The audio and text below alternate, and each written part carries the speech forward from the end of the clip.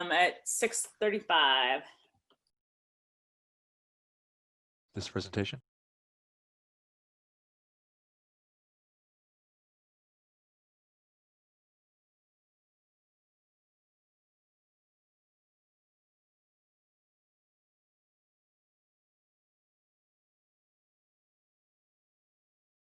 Is that coming through? Looks great, David. Thank you.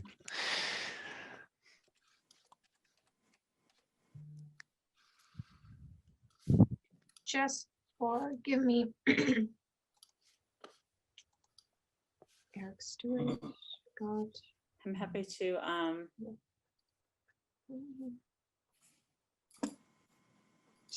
So I'm going to do, before we begin tonight, I'm going to do a quick roll call. I think I have everybody, but I just want to, if you wouldn't mind muting yourself, and then when I call your name, just unmute yourself and say present or here.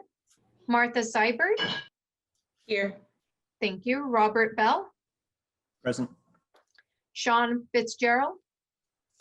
he's not Absent. going to make it today. Suzanne Wright. Here. Pamela Angelakis. Present. Max Casper. Here. Ilana Bebchik. Here. Okay, good. I thought I saw you. Martha Raymond. Here. Michael McClung. I am here. Tim Cooper. I thought I saw Here. Tim. I was muted. Okay, so you're here. Here. Jose Alvarado. Present. Kevin Breen. Here. Eric Stewart. Here. Randall Hughes. Here. David Zucker.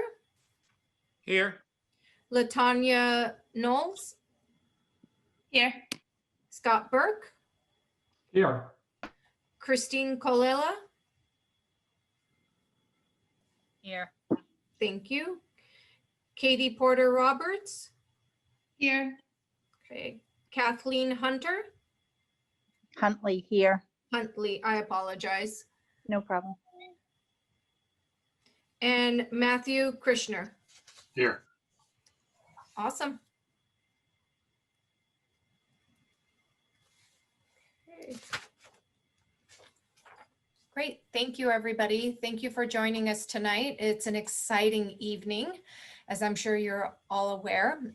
Tonight's school building committee presentation will be one that we have a few things on the agenda that we'll run through in a moment.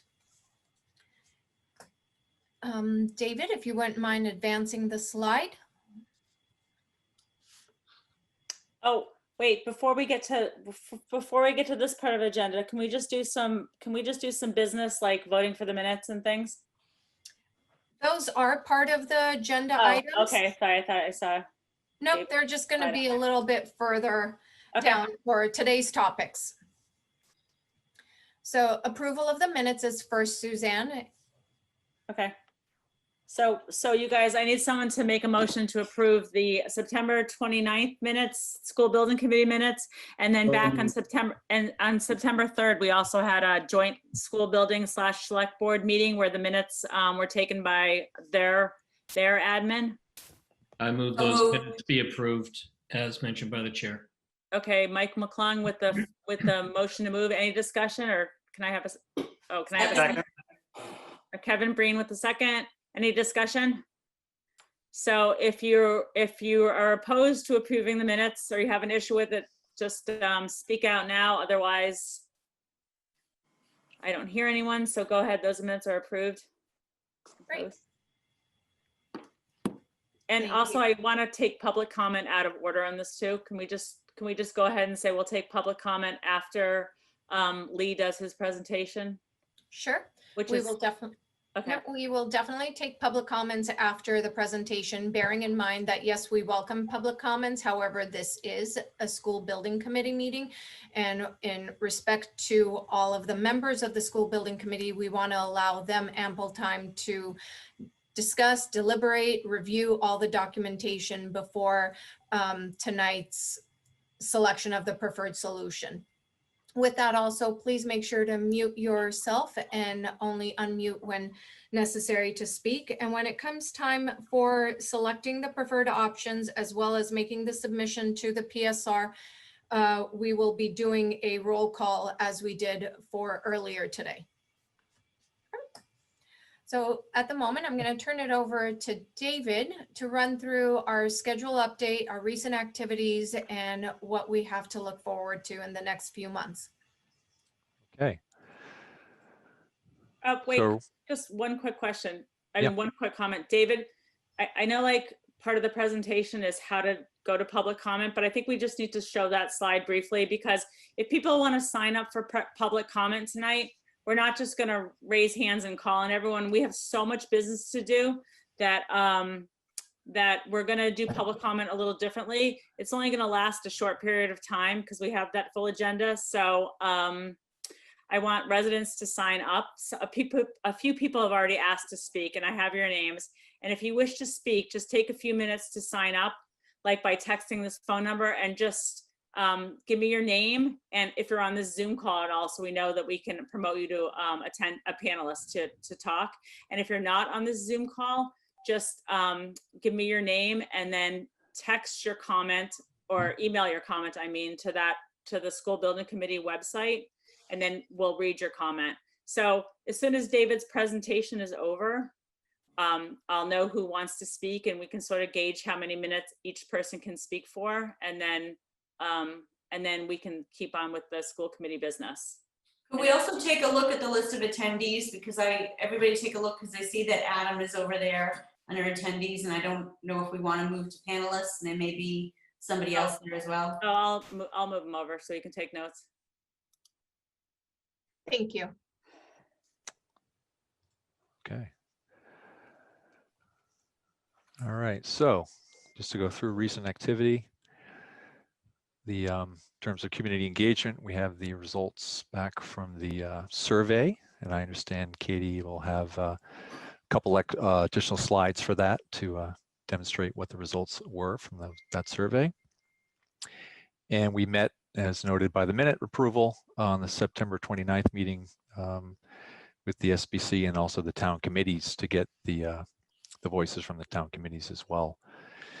In terms of traffic, we did some follow-up analysis regarding potential busing scenarios to see what that might look like for a couple different configurations over the K-8 grades, and looking at different radii from a couple of the sites in question, just to give us a sense of the amount of buses that we might need, the efficiency of that solution, what that would actually result in the reduction of cars to the Hadley and Stanley sites.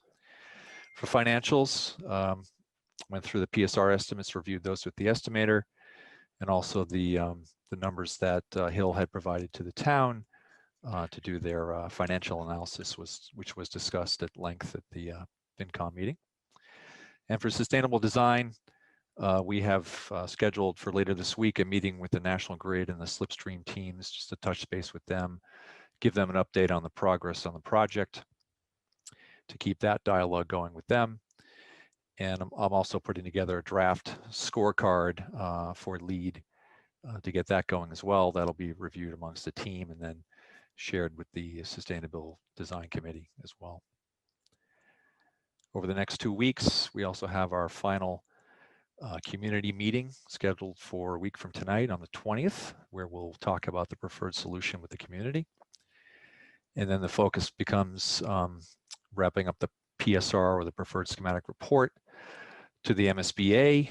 We'll be getting an update on the educational program from Pam, getting the formal kind of curriculum change approval that we'll need as part of that submittal, and just wrapping up that submittal ongoing. And again, sustainable design later this week with the NG team. And over the next 3 months, getting that PSR in early November to the MSBA. We'll look for their comments, provide feedback, written responses to that. MSBA will often also have a conference call just to go over, those comments on the PSR. And we'll also need to prepare for the MSBA Facilities Assessment Subcommittee meeting, which is scheduled for early December. And that is followed by the December 16th Board of Directors meeting, where we anticipate approval of the PSR and the go signal to proceed into schematic, which will begin in early January of 2021. As we've demonstrated and shown this slide numerous times, we want to always reflect on where we've been and where we're going. Similarly to all of the items that David outlined today, tonight's meeting is very monumental because it assists in getting all of the documentation and the preferred option selected in order to submit to the MSBA. So today, October 13th, we have a full agenda to review in preparation for our submission in early November for the preferred schematic report. After that, we will go through the processes and responding to the MSBA, as David just mentioned, in hopes that in April of 2021, we will have completed our schematic designs and have it submitted, and a townwide vote in early or mid-June timeframe. Once that, or I apologize, in September, the June timeframe would be the MSBA Board of Approvals. September, we would have a district-wide approval. Therefore, soon after, we will move into a DD, which is a design development phase, and onto construction development prior to breaking ground for the new elementary school, whichever option is selected. Thank you. Now, the goals for tonight. First and foremost, we want to make sure that this item has been on the agenda a few times and it doesn't get forgotten, is we will hear from the Sustainability Subcommittee, in which they will give a recommendation on which rating system to utilize for this project. Second, the main focus for tonight will be to select a preferred option in order for our PSR submittal to the MSBA. And we are also looking for this school building committee to authorize the team to submit on their behalf to the MSBA for the PSR. Next. As we always do, we want to remind you why this project. That remember that we started with the community first. And we came up with these pillars as a framework for our decisions and how to guide us. From listening to the community, we heard a lot of items that are genuine concerns for the committee and the community, and we highlighted them in 4 pillars. First and foremost is education, followed by a close second to site and traffic and how it affects the overall community. Sustainability is a definite goal for this community, as well as a sense of community and belonging. Next.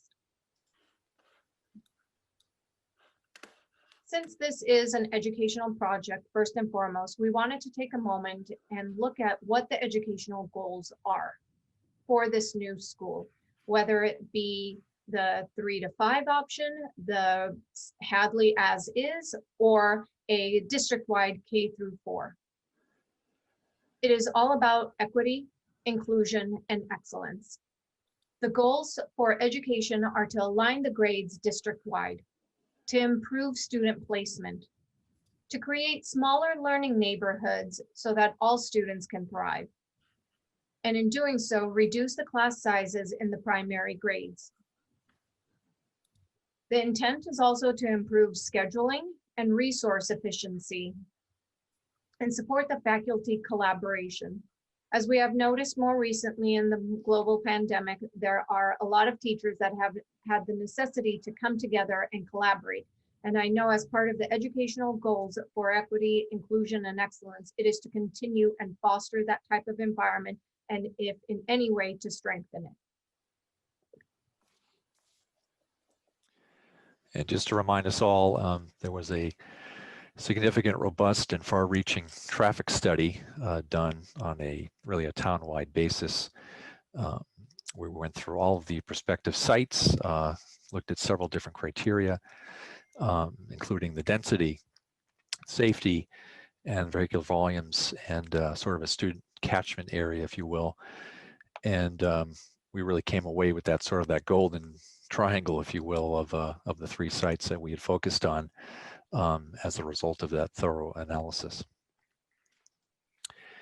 And with regarding sustainability, we've been engaged with the various town interest groups and the folks who are really taking this to heart, reaching out to them, understanding their thoughts, talking about what we can really accomplish here for a new elementary school for Swampscott. And some of the key things shown here, of course, are the energy efficiency, really targeting that low EOI, very important. Maintaining open space and site resources, such a critical resource in Swampscott. Not much of it to go around, so it's important that we really cherish it and try to actually enhance and add to it if we can. The whole idea of wellness, both inside and outside the building, but when it comes to in the interior, really paying attention to what kind of materials we're using in that building, and of course providing excellent daylight and acoustics, which is proven to enhance learning and the educational experience. And not to be least, of course, the O&M, operation and maintenance, and the life cycle concerns of the town as it relates to the fiscal responsibility that we have to address. Really coming up with building systems that are efficient, easy to maintain, and safe to operate for future and future unknown pandemic situations as well. And here I think we'd like to stop and pause and just regroup around the notion of the 2 sustainability rating systems that we have before us. This was taken from a presentation to the Sustainability Subcommittee, where we talked in detail about the 2 systems, CHPS and LEED, the advantages and potential disadvantages of both of those, and what might be the best fit for Swampscott and for this particular project. And we came away with the conclusion, based on the comparison points, that in this case, we feel LEED is the appropriate selection. But Max, maybe I can just turn it over to you, and you can summarize the thoughts of the committee as part of the official recognition of that recommendation. Sure. Thank you, David. Sure. The Sustainability Subcommittee was lucky enough to have David present a multi-pronged analysis of the different, the different meanings of CHPS versus LEED, and we really went through it bullet by bullet, many different categories, and made a comparison. We had multiple meetings of the Sustainability Subcommittee where we talked about this, and it really was essentially unanimous at the end that LEED was the best fit for this project. It offers more flexibility. It's much more common. Everyone, the design team has used it in the past and is more comfortable using it. And there's actually a concern with CHPS that the lack of familiarity in the industry could lead to some pricing in of uncertainty, and we certainly didn't like that idea. They both, will ultimately lead, no pun intended, to a high efficiency building and sustainable building. But we, without question, decided that LEED was the best option for this project. Yeah, we're obviously targeting the additional reimbursement that's available from the MSBA, and as Max noted, either system can get you there. But I think we just being strategic, let's make this as streamlined as possible to reduce potential variables in securing those additional monies. And as we talked a little bit about with the committee, there's a few interesting things that are kind of under the CHPS umbrella in terms of some of the things that they offer as credits. And there's nothing to stop us from sort of doing cross pollination, if you will, between CHIPS and LEED in terms of incorporating those things into our design. So we're kind of trying to grab really the best of both worlds, if you will. But regardless, we will do a very diligent job during design and documentation so that we can get the official LEED certification and approval from the MSBA. So on behalf of the Sustainability Subcommittee, Max, would you make a motion for the larger school building committee to accept LEED as the form of rating? Sure. I'll make a motion to advise I'll make a motion for the school building committee to accept the sustainability subcommittee's recommendation that we direct the design team to move forward with the LEED certification as the path forward for this project. Second. Anyone want to discuss that or have questions about it?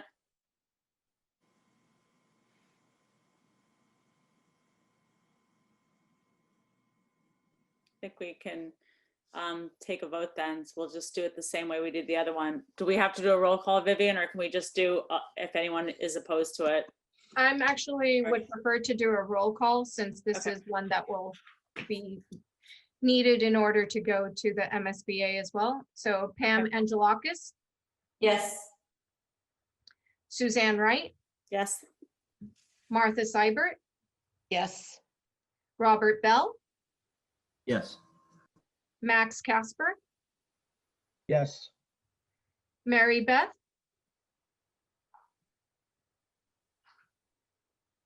I thought she was on.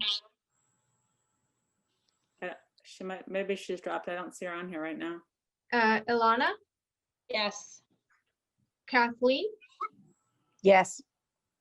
Martha Raymond, Yes. Katie, Yes. Christina,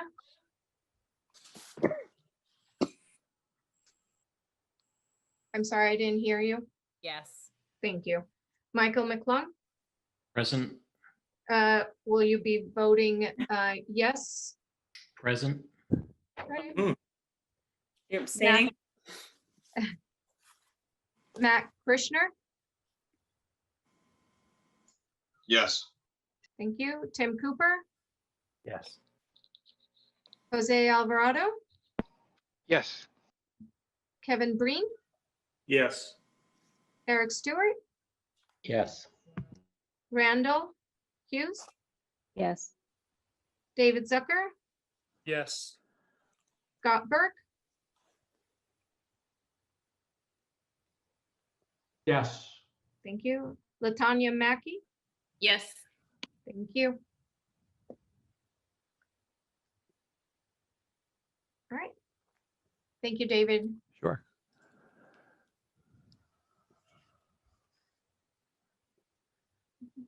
As Suzanne had mentioned earlier, if you would like to sign up for public comments, please text to 617-821-5075. Include your name if you are watching via Zoom or cable TV or online. If you are watching via Zoom, just please raise your hand and we will make sure to call upon you when open for public comments. Please ensure that your name is typed out correctly as you would like us to call on you. If you are watching via cable or online, email.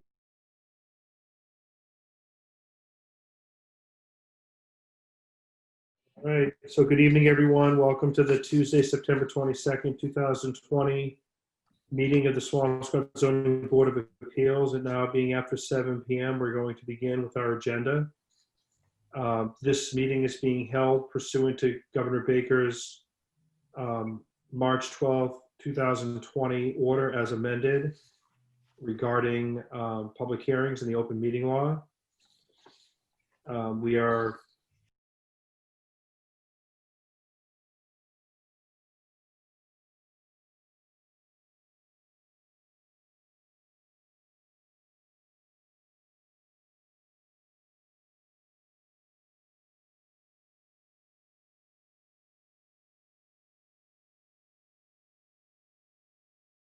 say what you have to say, and you don't have to say more than you have to say, because we want everyone a chance to speak. And if you've written to us, or you signed a petition, or you've emailed or talked to us in person, we have those comments already. The school building committee, everything's been shared with all the members of the school building committee. So you don't have to just speak to be redundant. And hopefully you'll listen to other people so you can just concur with them rather than repeating points. Your comments may or may not be directly answered if they're questions, because we're just trying to comment right now. So if you have questions, they most likely will be answered during our discussion on the options. So don't feel we're slighting you in any way. So the first person I have for comments is someone who signed up early, Bill O'Brien. But Bill, I see you're two people on this, so I'm just going to allow you to talk. And does that work? Can you hear me? Yeah, perfect. That's Yeah, okay. if you just say your name and just let us know your comment. Well, Bill O'Brien is my name, and I think I'll just pass. I know there's other people who want to speak, and there's only 20 minutes, and I think many of you have heard my opinions, so I'll just move on. All right, thanks, Bill. No, I know we've talked. I have Lisa Julian Haynes is next, and Lisa, I just allowed you to talk if you're on the phone. Hi, this is Lisa Julian Hayes, and I am a parent in the district of 2 middle school children. And I am also the parent of 2 former Hadley school children, and I am the chair of the CPAC, which is Special Education Parents Advisory Council. And I'm just here to let everyone know that I fully support the K-4 at the Stanley location. It's the most equitable and inclusive of all of the options. It's a one and done. We will not have families having to switch between Hadley and Clark and Stanley, which we have had a couple families actually go through all 3 schools. And it's more equitable across the board finance-wise. We're building the one school. We don't have to repair any more K-4 schools. It also is supportive of staff and conducive to better services. I am actually going to have a comment from Joy Orpin, who is a PT for the district.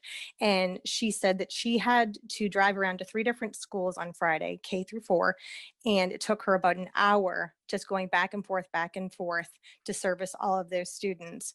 And she thinks that the smaller community within the large framework will help all of the kids with services, because they'll be utilizing one person at one building, and they'll have peer mentors, they'll have persons within the building that can consult right there. You don't have to call someone, make an appointment, a month later have the consult.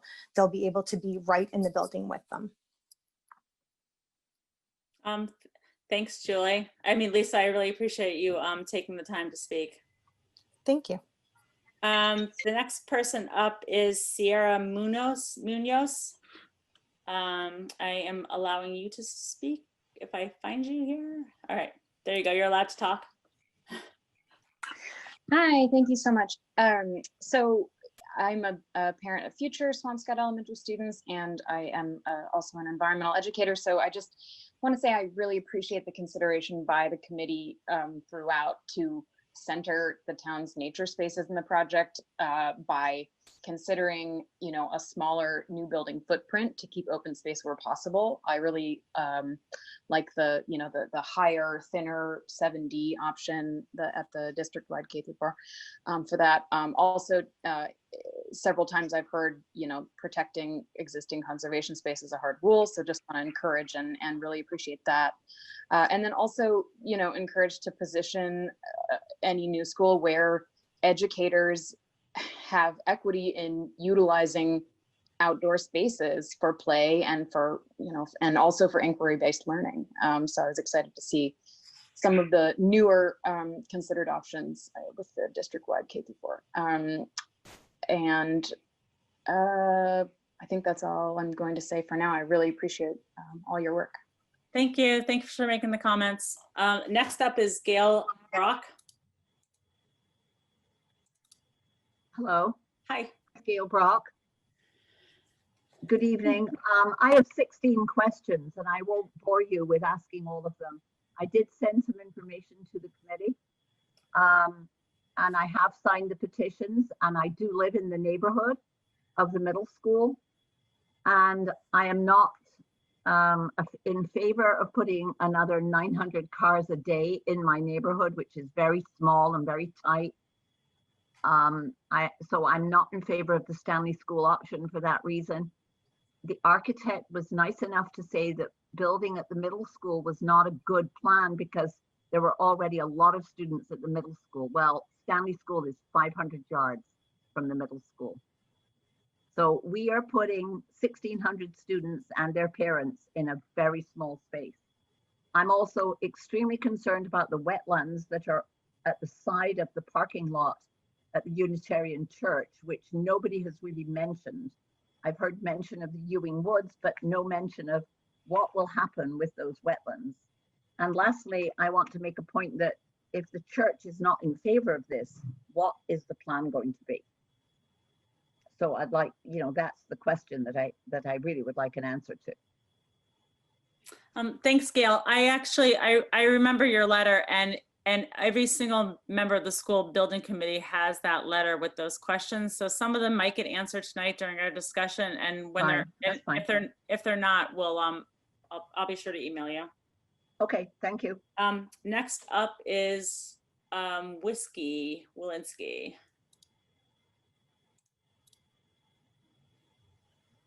Did it work? There we go.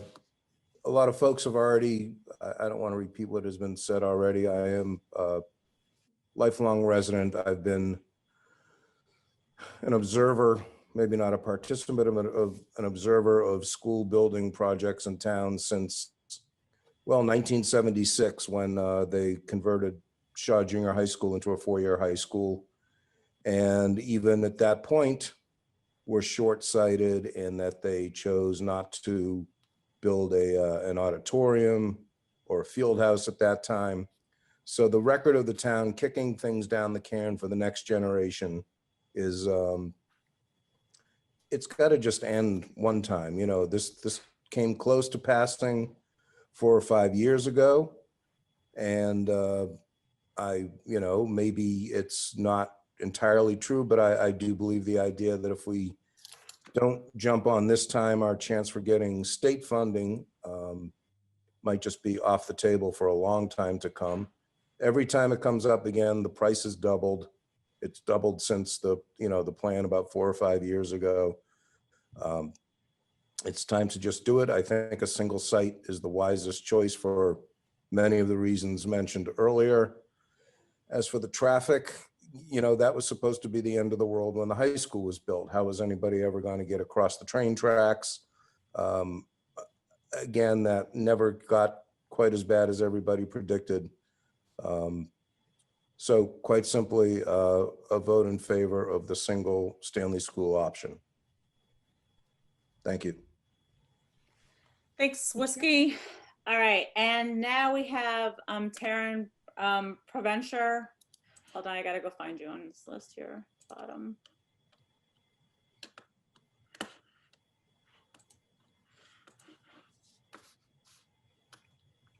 I can't, can someone who's a co-host? I'm looking for her. On the bottom, so I just can't, my mouse isn't moving. Karen, I found her. Allow to speak. Thanks. Hi, how are you? Can you hear me? Yes. Okay, I just have a few comments. I did want to let you all know, I think the committee knows that a group of us have knocked on doors for a couple weeks, and we've been circulating a petition in support of the District Hadley 3 to 5 option. We have about 430 signatures and counting at this point, and they're all Swampscott residents. We've noticed that in knocking on doors that it's the majority of doors that we've knocked on have all been, firmly in support of Hadley 3 to 5. So we are a little concerned that, if we push this school forward, we could end up in the same situation as 2014 with a no vote in the end. And the other thing I wanted to discuss was it is an option that would be one of the largest elementary schools of this size in the state, and it's the second. It would be the second largest that is in would be in a town. The rest are in cities. So it's concerning in regards to the fact that we don't have a district-wide bus program. We have buses for, you know, a certain percentage of students, but without buses, we end up with this traffic situation in town. It was mentioned by a few people, but you know, we have the middle school at 753 students, and adding the 900 student elementary school as a mega school just 0.2 miles down the road is concerning for many people, and it should be concerning for all kindergarten to 8th grade parents, because we're all the ones that will be dropping off kids every morning and afternoon and having to come into a small neighborhood with, you know, 1,600 plus students every day. So I'm very nervous about the fact that we're asking all of our K-8 families and parents to do this.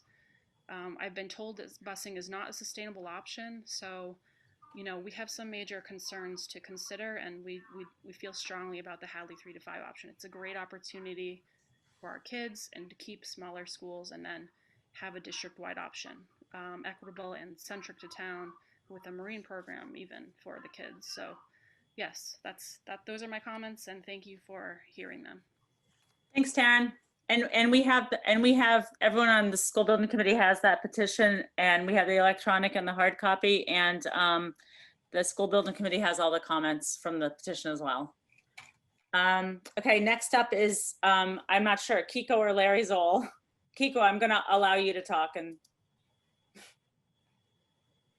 hi there, it's Keiko. Can y'all hear me? Yep. Yes. Awesome. We're both here, just logged in my account. Echoing all of the previous comments relative to traffic and also student capacity when you're, you know, looking at essentially 2/3 of our students packed into 2/10 of a mile here. It's a lot. Full disclosure, I live on Nason, right in between the middle school and Stanley now, parent of a Stanley student. I think the only thing that I would add to the comments that have been said in favor of the Hadley 3 to 5 site, we actually have spoken with a few area realtors just because we were curious, you know, like what potentially could a building like this do to our home value? And we've actually been told by a number of realtors that this could negatively impact our home value. So that is potentially something that could be shared by, you know, my neighbors here on Nason and on the side streets leading up to Stanley. So just wanted to also put that out there for folks to know as well. That was it. So thank you. all right, thanks. And the last person who signed up is Lori Leben. I hope I didn't just hack your name. I am unmuting you, I think. Hi, Is that you, Lori? hi, can you hear me? Yep. Great. I wanted to speak out as a Hadley neighbor. I am opposed to a school in the Hadley area. I think the traffic engineer has done a wonderful job of getting a large number of cars onto the Stanley site and dealing with a lot of the traffic issues at Hadley. Quite frankly, the architects and engineers have done what they can. They did a great job, but there is really no infrastructure here to add that many cars. The superintendent and the teachers have all spoken out and said they really want one school in the area for all these kids. And lastly, as we heard at the finance committee, there is a huge cost delta, which I don't know that the people that have been speaking, if they were present at that meeting and were aware of the huge cost of the town to build 2 schools. So I really am strongly in favor of one. And the person that talked about home values, here on Reddington Street, we're faced with a 4-story building opposite our homes where we once had a park, or currently have a park, and a large play area. About 50% of that's going away. And again, we would be faced with a 4-story building. So I'm really in favor of the Stanley option. Thank you. Thanks. Okay, so this was awesome. I'm proud of us all. You guys, we got through public comment, and you guys were all so efficient. And now the school building committee, we're gonna turn over to the meat of our presentation, right? Yes. Yes. Great. So what we're gonna do is Katie. I'd actually, as a summary of options, Okay. I would prefer to invite architectural team of David and Lee Sherwood to go through our options one more time so that everyone is understanding of what it is that we are here to discuss today. Okay. All right. Hi, everybody. We have a really big group today, and I love that, because when it started, it was hard to get people to join in, and it seems like over the last couple of months, so many people have become more interested. I want to say one thing before I get started. I've been thinking about this all day.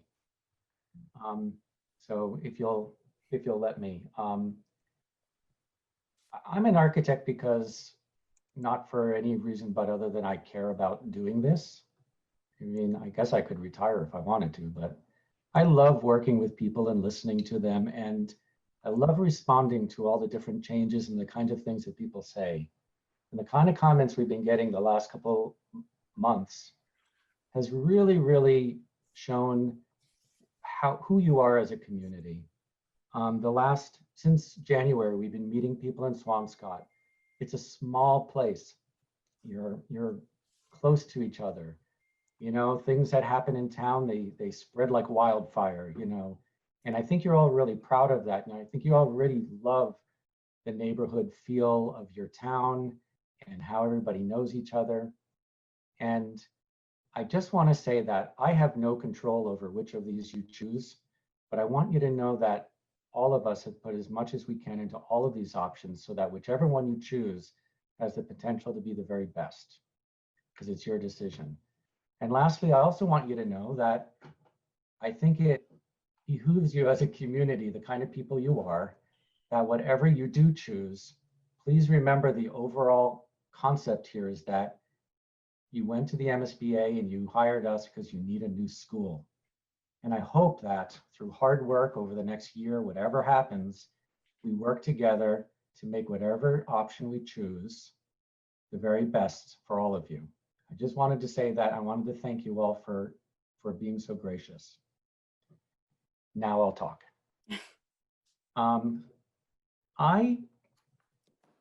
We have three basic options to choose from. And those of you who have been following, you know, the committee and the finance committee and all of these, a few days ago, we narrowed the options down in the three categories that we have, the enrollment categories, which is on the left of this page, you have Hadley K through 4 for 390 only. And so we chose the new option of that at the bottom of the left page. In the middle column is the 3 through 5. And we were able to, especially in the survey, but with comments, get rid of the middle school option for many reasons and really focus on the Hadley 3 through 5 for 540 students. And at the Stanley site for District K through 4, remember the Stanley site is the only one big enough to actually hold the school. We have two basic options. They're similar but different. And I'm going to show you both of them because both of them are a direct reaction to comments and to concerns from neighbors and all of that. And while we can't solve the world, we certainly can think and listen. So those are the ones we're going to be looking at today. Next. The first option, which, you know, in the surveys has actually garnered the least amount of support, is the idea of just doing a Hadley K through 4. And I really think it's because it just doesn't meet all the district goals. It leaves three separate elementary schools. And if you build this, it'll be a magnificent school. And the other two schools will be exactly the way they are now. And that's not just the condition of it. It's the size of the spaces and the special ed spaces and the support. And it'll have a gymnasium that everybody has. So I think that it has gotten a little less, but it would be a 3-story school, and the neighborhood or the location downtown is exciting, and there's already a school there, so there's something wonderful about it. And of course, its adjacency to Linscott Park is powerful, and if we do any kind of cafetorium or auditorium, it could open up and share that land. So in terms of community, it's a strong option. Next. What we're trying to do here is show you the floor plans really quick. So I just showed you the lower. These options are really strong because they have wings on either side with group breakout spaces. Remember when we talk about small learning communities and neighborhoods? The idea is that inside the school, we create these smaller places. If you have 3 or 4 classrooms, that's about 80 students in one place. And that is a good number. And that's the kind of number that we were told and they all have their own amenities. We were told by the faculty in all of our group meetings that that was a good setup. So that's how we did it. And in the middle of this building are all the public and shared things. So it's very efficient. Next. And on the 3rd floor, you'd have maybe the gym, and it could have windows and the media center in the middle looking out over the street. Next. So love these little diagrams because if you can imagine that's the front of the building, it's trying to show you what the floor and the heights are like. This building is actually lower than the existing school. The existing school is 3.5 stories, and we know its basic height. And the whole idea would be create some kind of world down on the 1st level. And then as you go up, kind of step and have different buildings. So I know that there probably won't be a lot of discussion about this particular option. Maybe there will be, but I wanted to let you know this is where it stood at the time of our decision. Next. Here we go. So the 3 through 5 at Hadley, the district, does a few things pretty well. First of all, it starts the process of grouping kids in the same grade in town together, 3rd grade, 4th grade, and 5th grade. And that's going in the right direction based on your district goals. It's really basically the same footprint that we just looked at, except it's 1 story taller. In this case, it is about 4 feet higher than the existing school from grade, if it's built the same into the hill the same way. So it's really not that much bigger, but it is bigger in footprint, that's for sure.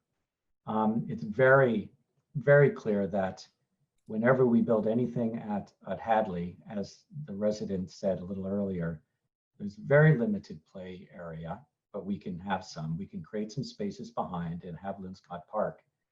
But we really can't do much more than make Reddington a one-way street with 2 lanes so that queuing can kind of back up. And when we look at the parking and we really have no space for parking on the site because we have to give it to this school because it's so important to have the school work on the site. I can't imagine going higher, more than 4 stories and getting more footprint, especially for this age children. So I think it's an urban school, and because of that, it will impact the whole neighborhood because you're still going to have to find all the parking and all the traffic. Now, it does that right now. People park in different places, but the town will really have to focus on how to improve the situation downtown.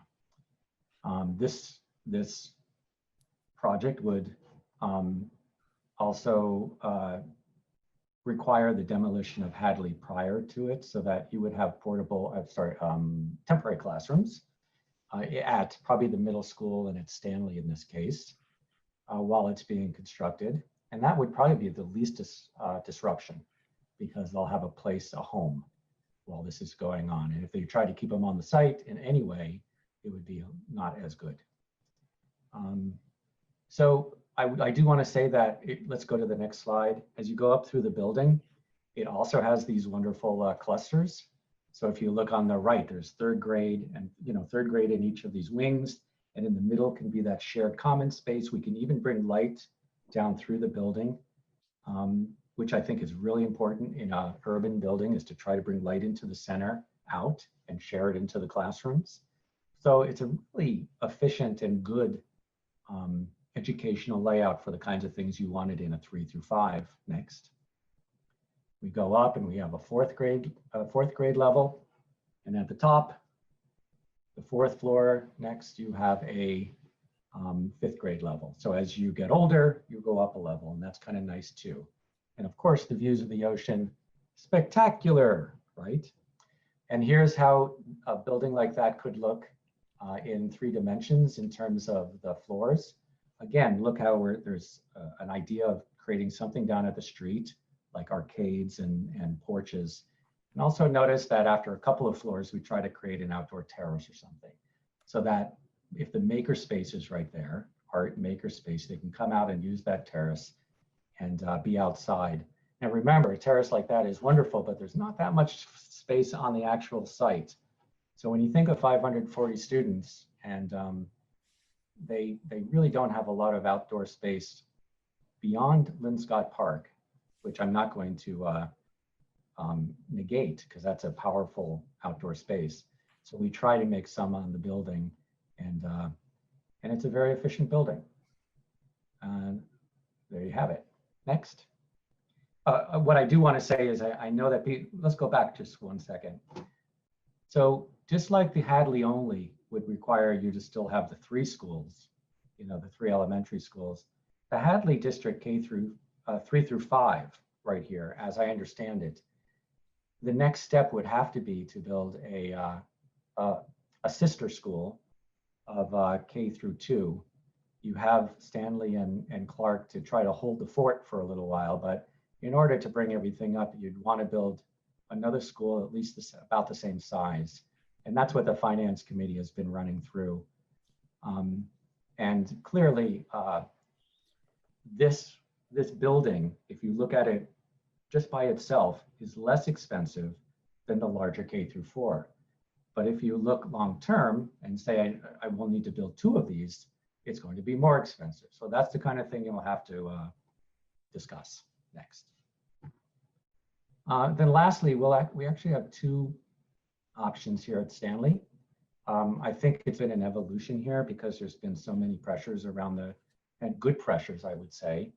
I've been on the site, I've listened to people, and we've all looked at it. The first option was a direct response to some of the first comments that we got, and we redesigned, really looked at it and asked ourselves what really works better for the site.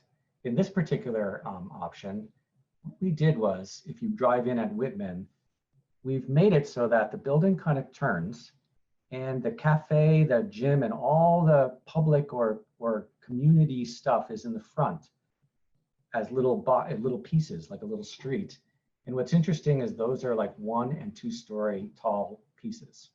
So that's what we were trying to do, is put that wing there in the front so that the community would use that and they need not go to the wings in the back.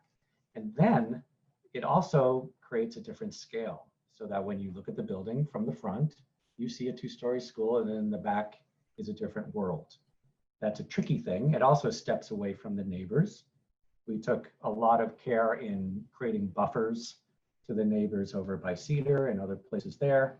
And in this particular case, we show, in order to get as much traffic and queuing onto the site, and this is very important, Stanley School is big enough that we were able to get queuing on site, unlike the Hadley. So if I drive in on the Whitman and I turn, I can take a loop around and then drop off.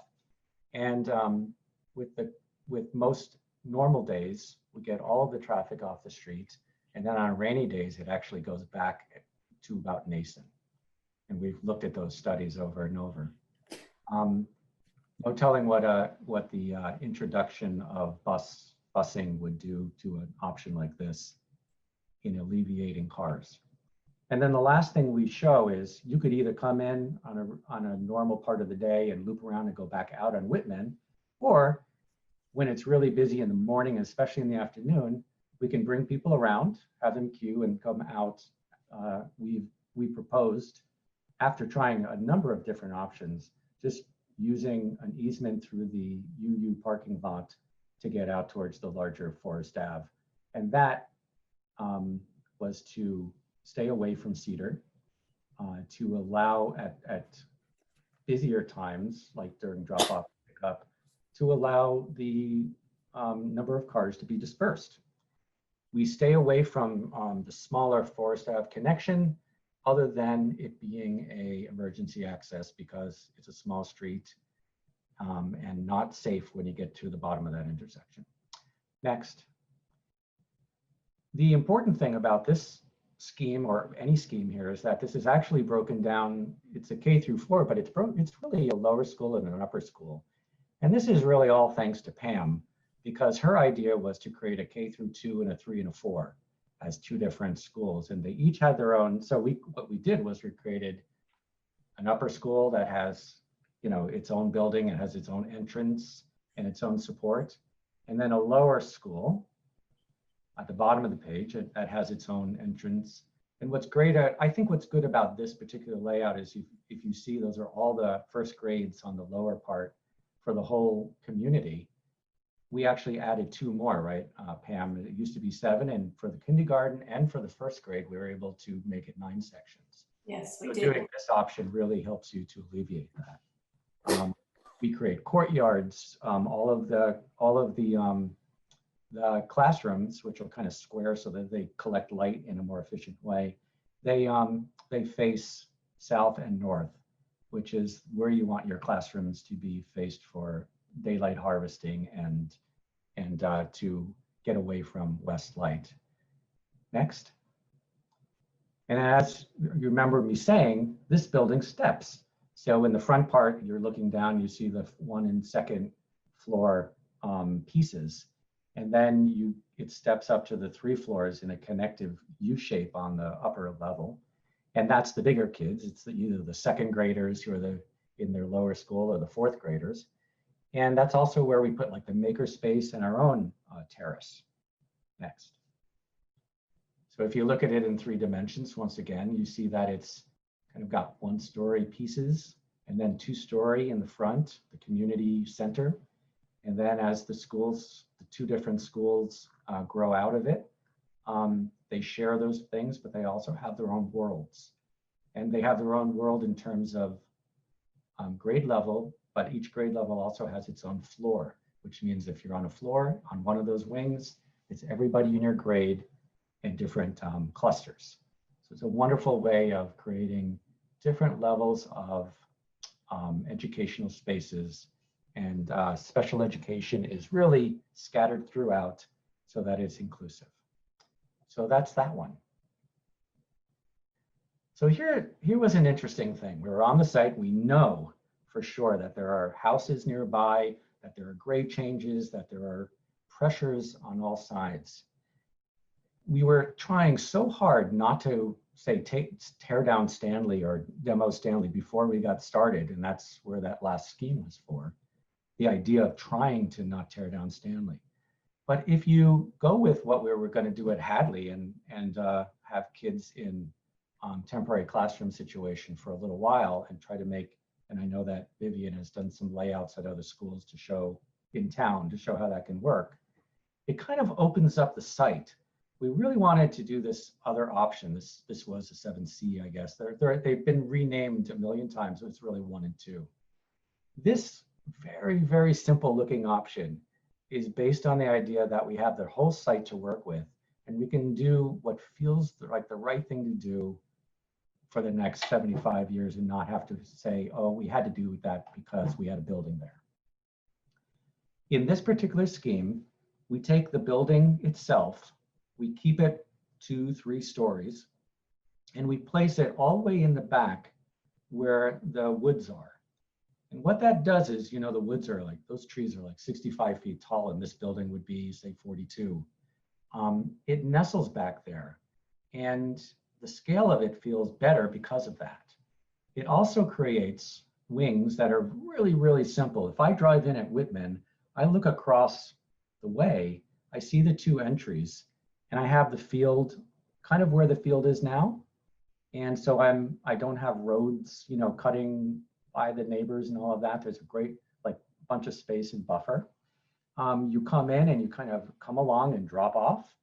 I believe that we could easily do a thing where we come in Whitman, come over, and on a regular part of the day, not in drop off, you could kind of where that yellow road is, maybe we could loop back on Whitman and make that just a kind of its own loop so that people didn't have to go through the whole site and out the Forest Ave exit. Maybe that is just relegated to times of drop off and pickup. So as you see, this is a similar kind of idea. Let's go up a floor next. what I like about it is that each side of these two schools is really clear that there's a lower school with a K1 and 2 on the left, and the other side is the upper school. They have their own play areas. It's really clear. And also, if you're up in those I like to think of them as tree houses. If you're up in those classrooms, you're looking out into the woods. One great thing about deciduous growth like that, those woods, is that in the winter, the leaves fall off and the sunlight comes in. And on the summer, they fill up with leaves and it shades the school. Those are all good qualities.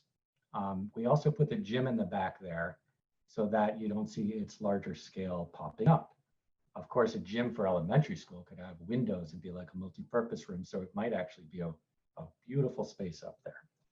I like that the media center's on the front and art. Go up one more.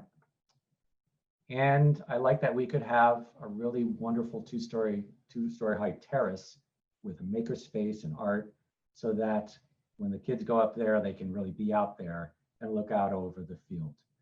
Again, we took great pain here to stay away from the right side, which is the Forest Ave, and we know the neighbor right there, and we could have buffer, but also stay away from that building.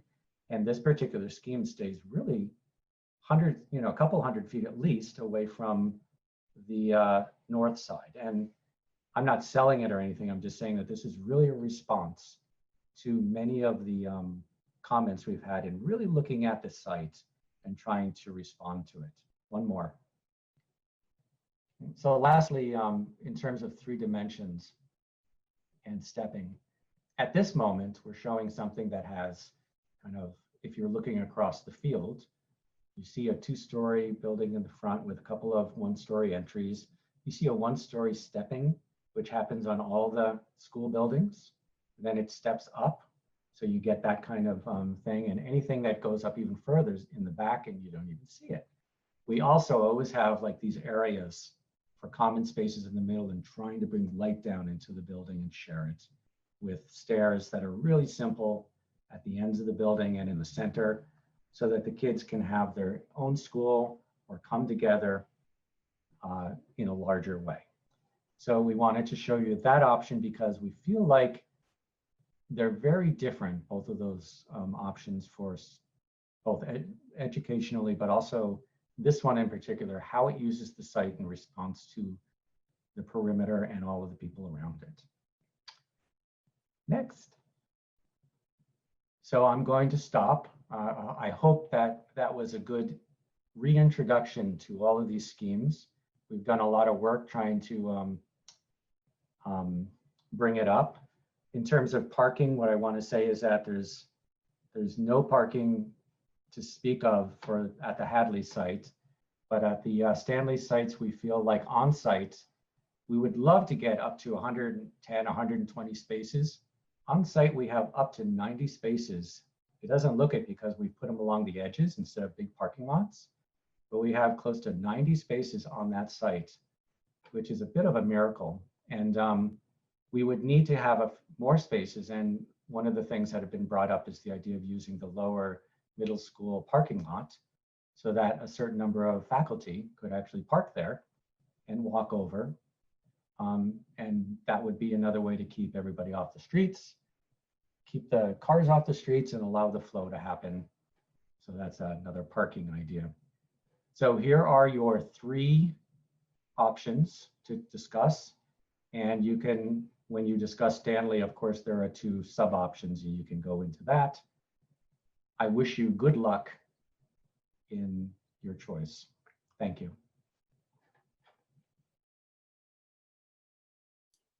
So thanks, Lee. We're in good hands here. So Vivian, can we just start? Can we have the school building committee members start the conversation? Is that how it proceeds? Because Katie has, so school building committee members looked at the survey and did it based on their preferences. So Katie has been compiling those results, and we have survey results from the town survey as well. So we could just start going through the priorities and talk about the educational vision priority first. That like we can do it that way. So Katie, you want to share that? And then like the educational priority, since, I mean, these priorities are really important to this project, to the community, to the school building committee. And we'll do educational visioning first, and maybe Pam, you could start this discussion as the superintendent. Okay, I'm a little confused. Is she showing the survey results first, or? Yeah, well, she's gonna show our survey result for the educational visioning, right? Yes, I can. Yeah, sorry. I think I Yeah, and understand then- the question, Pam. Suzanne is suggesting we go through the specific areas one at a time. Is that what you're saying, Suzanne? Yeah, I think like, just like the survey was structured, which option is the best for educational vision? Which option is the best for traffic and sight?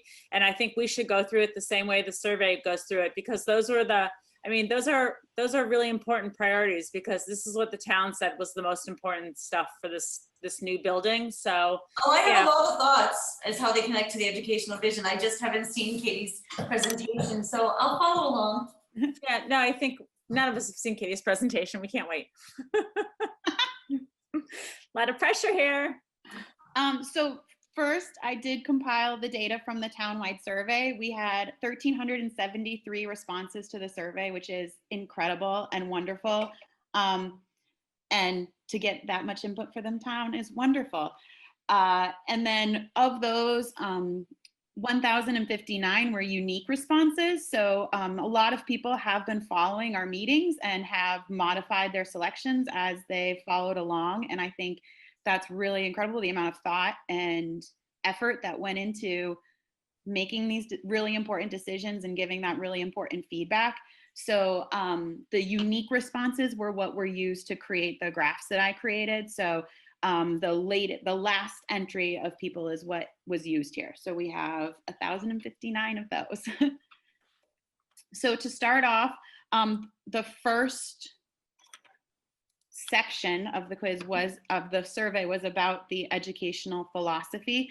So Suzanne, I don't know if you want Pam to speak first and then I can show what the school building committee said, or if you want me to show the results of the school building. And I have no idea. I would like Katie to go through the survey.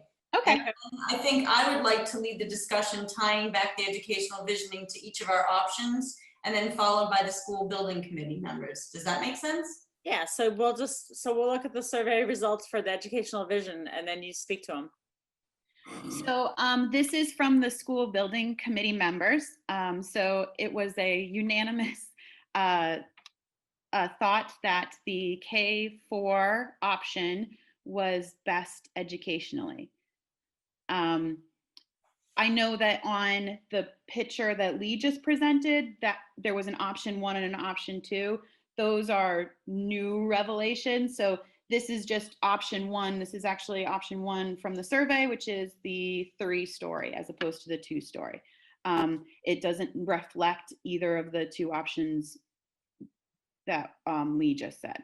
It just says that it's just Stanley K4. So can I clarify, Katie? Yes. The conceptual presentation of the K through 4 on Stanley was presented the way that it existed a couple of weeks ago, with the 2-story, the 3-story, not necessarily showing the alternate orientation on the site. Yes. Okay, got it. Just for folks watching at home. And this also reflects at our previous school building committee meeting, we took out a few options. So that middle school option, the giant 2-story at Stanley, we took out as an option. So really, this is reflecting more pragmatically. Are we talking about just Hadley? Are we talking about a 3 through 5? Or are we talking about a K through 4? And so the school building committee was unanimous consensus for the K through 4. Katie, what does 18 responses mean? 18 responses is how many people responded to the survey. From the school building committee, correct? Yes, this is just the school building committee. I have a separate, the school building committee took the survey separately from the town. Some of us may have missed it as well. Well, that's why we're here to discuss then. And then up next is the town results for the educational priority. So this is our 1,059 votes.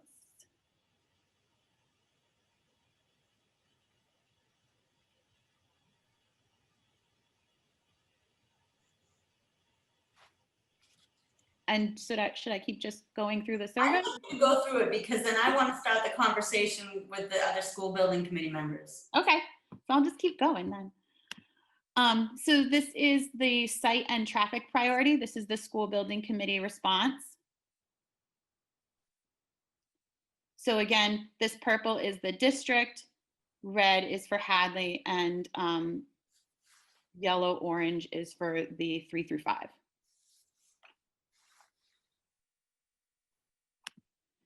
This is the town survey results for site and traffic priority.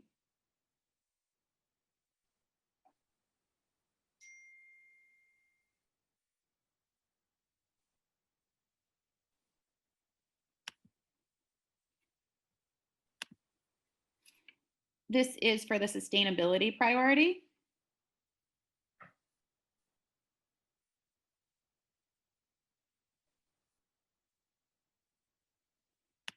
And this is sustainability from the town.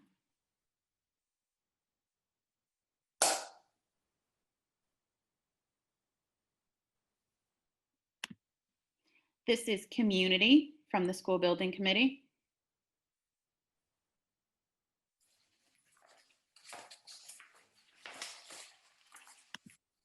And this is community from the town.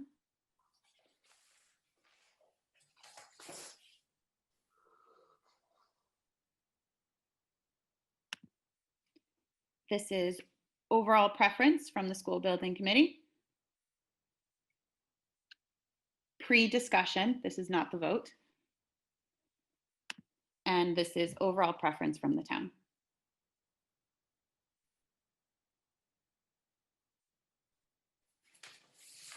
I can go through any of them again, or I can stop sharing and we can have our discussion. Why don't you put it on? Why don't you put it on the education one so Pam can talk to that, or like start talking to that. Yeah, I just found it helpful to see the whole presentation first. Can you? Yeah, this is fine. So I want to first talk about the Hadley option, the K-4 with 390 students. Very simply, that doesn't meet any of our educational priorities. It doesn't meet, aligning the district K-4. It doesn't meet improving student placement. So for me, that first option, Hadley only, K-4 is not educationally sound.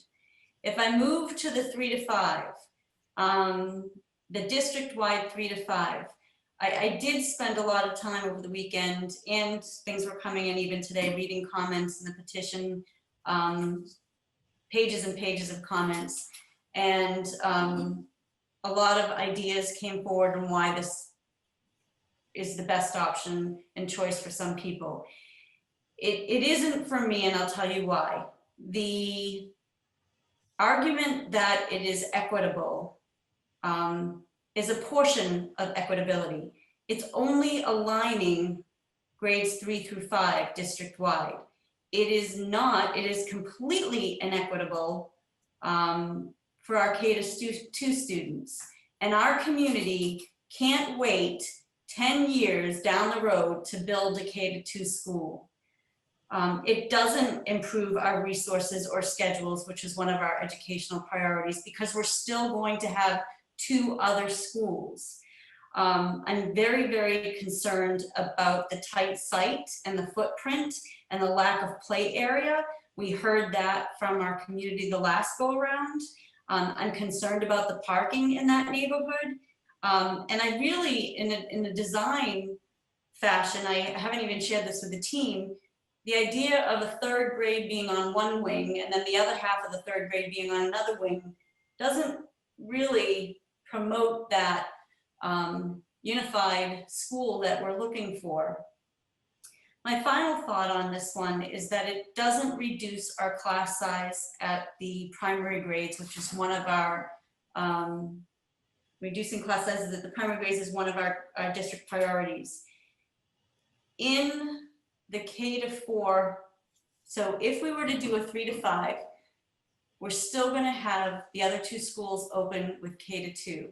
Given the number of classrooms we have in those 2 buildings and the fact that we have 8 classroom spaces deemed at Stanley not usable right now as we move towards the hybrid, that is not going to give us enough classrooms to reduce the class size in the primary grades.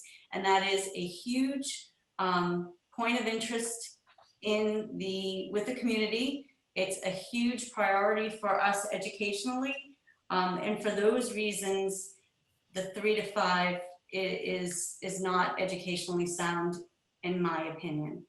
If you move to the K to 4 option, the K to 4 option you can go right through the priorities.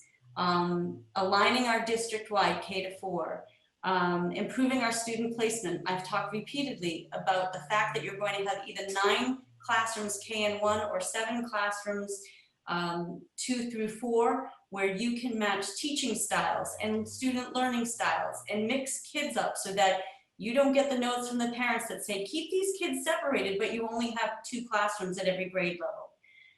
The learning communities, I like the idea of all of the grade levels, all of those grade sections being on one floor and one hallway, that building of community. It allows us to reduce our class size at the primary grades of KN1, where we've created 9 classroom spaces, general classroom spaces for those students. The efficiency of resources, the special education programs that Lisa spoke about earlier. We've talked repeatedly about kids moving from building to building to satisfy those programs. If we went with a 3 to 5, we're going to have 2 primary programs for those substantially separate programs, either one at Clark and one at Stanley, and we're still going to experience the movement of students depending on their academic needs. It supports faculty collaboration. In addition, it minimizes transitions of students from, if they were to go pre-K, then K to 2, then 3 to 5, then 6 through 8, then 9 through 12. This minimizes those transitions, and those were all part of our priorities. The other thing I want to point out, and I was talking with a few people about this, is that the upper and lower school model for me is critically important to this project. We've talked repeatedly, and I don't know if people have heard it, about the staggered start times so that you don't have the upper school and lower school coming in at the same period in time. That it could be staggered as much as 20, 25 minutes. Then you'll have to stagger with the middle school. And what I'd like to point out is that with a 900 capacity building, student building enrollment, and we're at 778 as of today when I checked, an upper school and a lower school at 450 students is still smaller than the 540 student 3 to 5 that's being proposed. So when you talk about smaller schools, if you really look at them sharing a facility, but that there's an upper and a lower school distinctly different, then your enrollment numbers, whether they fluctuate one way or the other, are still going to be in the less than that 540 that's being proposed in the 3 to 5. All right, Pam. So it would be nice to hear from other people about this. I think like we haven't even talked about, well, you talked a little bit about special ed, what the benefits are for special ed for the 2 schools. I think that's important. I think the play space is really important. I see Bob has his hand up. Go ahead, Bob. Yeah, actually, Pam, you said a lot, and I don't want to be redundant, but you covered a lot of ground. I actually made my decision today because I was stuck a little bit. It was pretty obvious that the equity alone really pretty much takes away the Hadley only option. We can't leave 2/3 of the students behind, and we'd be talking about, probably several decades before the entire system got, up to speed or dealt with. But as far as the educational piece, I think scale is an important part of that, and Pam, you spoke to that. I think my experience as an architect designing schools is that we have, sorry, teenager, we have we routinely face this. We're actually seeing a trend. So even though you might look at, I've seen some comments about the number of schools that are this large for elementary. We're actually seeing a trend where there is a lot more consolidation, and it's for a lot of the reasons that you're pointing out. But there's also the ability of the architects to break down the building educationally, as you've described. We're really talking about upper and lower school. It breaks down even further. I think the architects have done a good job to bring it away from neighbors, to scale the front of the building.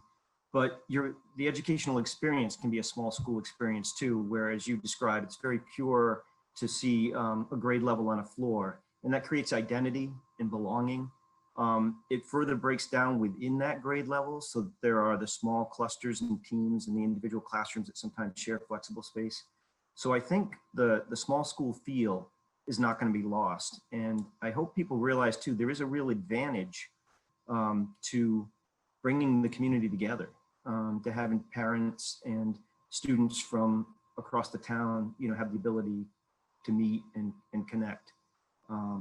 So I think these are all things that help me arrive at my decision as well. I'll also point out that the Hadley 3 to 5, although, from an enrollment and a square footage point of view is smaller, it's a lot more building, and it is taller. It's 4 full stories as opposed to 3.5, which we have now. And it takes up more of the site. So it's right up on the street edge. It can be a little bit imposing. And I really like how the school on the Stanley site, the K-4, is pulled back from the entry, nestled in the woods as the architect described. It's a chance to kind of see it and have it as a scaled experience upon approach, which is important. Some students really, the approach and their arrival in school is very significant to how their day goes. So I echo a lot of what I've heard you say.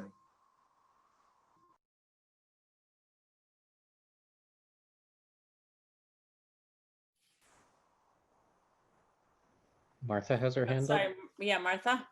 Oh, I just wanted to echo Lisa Julian Hayes, who I'm very happy that she spoke, especially representing our families who have students with disabilities in town. And obviously emphasize what Pam said as well, that the K-4 option is the only option really that meets the needs of our high need students in Swampscott all at once. There are really severe inequities that occur currently in town.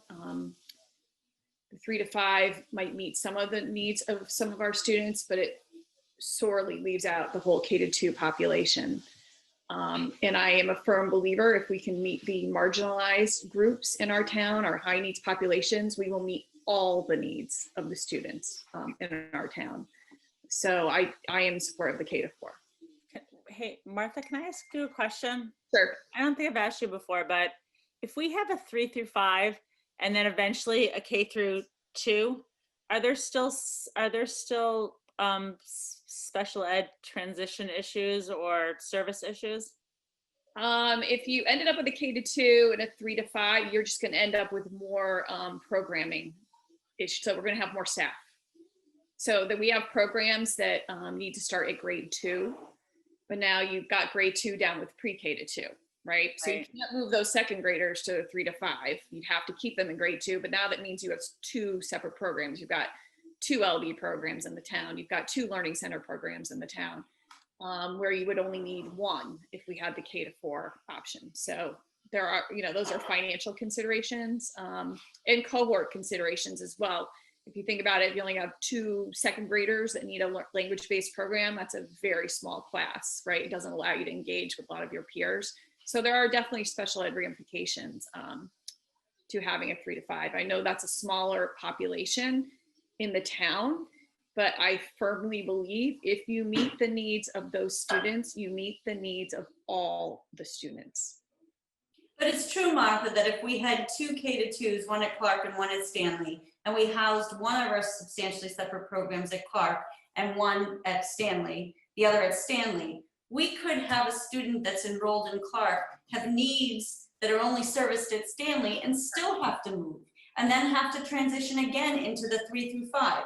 So not only would we have additional staffing, but we could still have the possibility that we're moving students multiple times to meet their needs in our programs. Absolutely. And if you also analyze the space closely at the K-2, including the special ed programs that we would need to have, because now you've pulled out Hadley, right? So your other option, now we have to put all the programs into 2 buildings that we now before had in 3. We are going to be extremely tight on space. I didn't even think about that. How about if we put 5th grade, if 3 through 5 is together, does that impact like how 5 and 6 special ed worked? Well, or is that no, 'cause different? you can still group 6 and 8. You could still group. It just means you've got more programs, right? I was just wondering if that was beneficial for special education or not, but it sounds like it's a wash. No, and I will say the specialization at the middle school, where we have become more content driven, so teachers are specializing in their content, actually is a real large benefit in special education.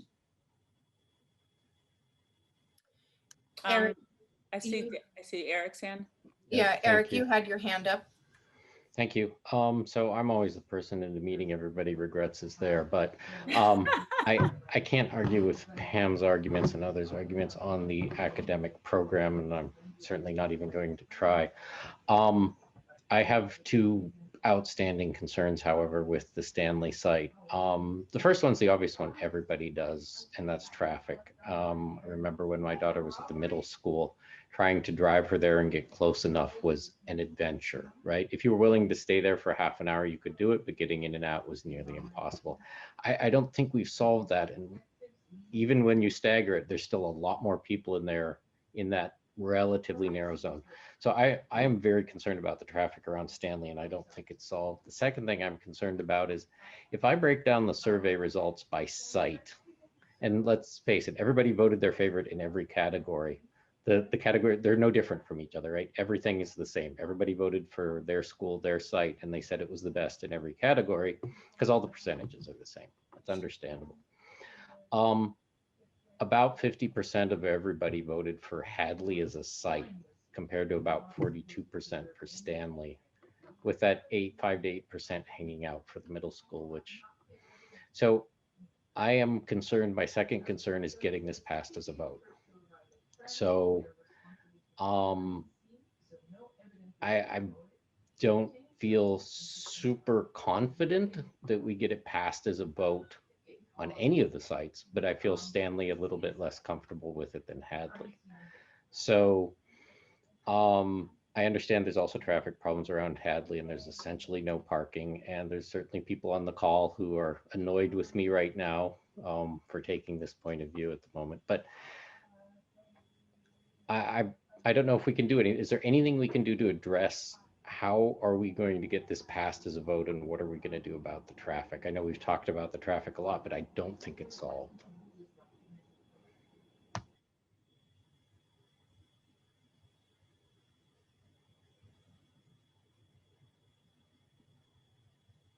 Suzanne, you're muted. Thank you. You could just read my lips. I'm happy to start.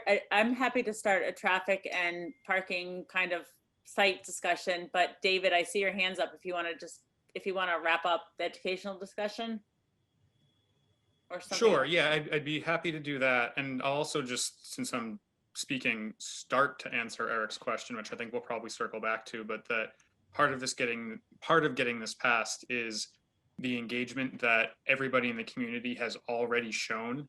I think the responses to the surveys, the public participation we've seen, the going door to door at this early stage of the process is only positive as far as ultimately getting this passed, because we all on this committee and every person attending this meeting and who's been attending these meetings throughout share the same goal, which is to get a school passed. So I think that everything we've seen can only be a positive moving forward. And like I said, I think we'll probably circle back and talk more about that as we go forward tonight. But my question on the education vision, just for some of the educators or people on the committee who have been involved in building schools before, I know one of the comments I saw a lot in the petition and in the comments that we saw was about the size of the Stanley School and this 900-person school being potentially one of the biggest of its kind in the state, and concerns surrounding that. But it also sounded like Bob was saying a few minutes ago that that might be changing rapidly, and that we'd actually be getting in on the ground floor of what's really happening in education across the state. So I wanted to just hear more about that, because I think that could be helpful in understanding the comfort I'm hearing behind having what is being called one of the biggest schools in the state. Hey, Bob, from your experience, do you want to talk about that? Because you started to say that that was a trend. And Christine had her hand up too. All right. Yeah, we're seeing it more and more as the MSBA is approaching communities. They're not all like Swampscott, but they're similar in that there are many needs, and you're only allowed to put in for one school. Swampscott's probably a little bit more unique in that our neighborhood schools are probably at the moment some of the smallest that I've seen. So some of this is all relative as far as scale, but we're working on a number of projects, and they've been leaning since the MSBA formed, but most recently in the last 5 years, we've been seeing consolidation as a solid trend, usually the preferred scheme. And that includes schools like currently we're working on one in Easton. I forget the exact enrollment, but it's similar in size. It's very large, might be 840. It's a pre-K to 2, and they made a similar decision. They had 3 schools coming together of 300 or less, and just over 300, and made a similar decision.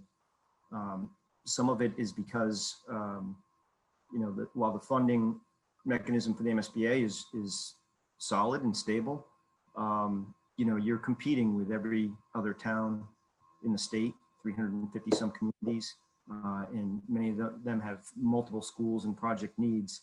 So there's sort of press to make sure you address your needs if you've got the opportunity. But there's also, a lot of what Pam was pointing out educationally, there's a lot of benefits to consolidating some of the resources that districts are beginning to see.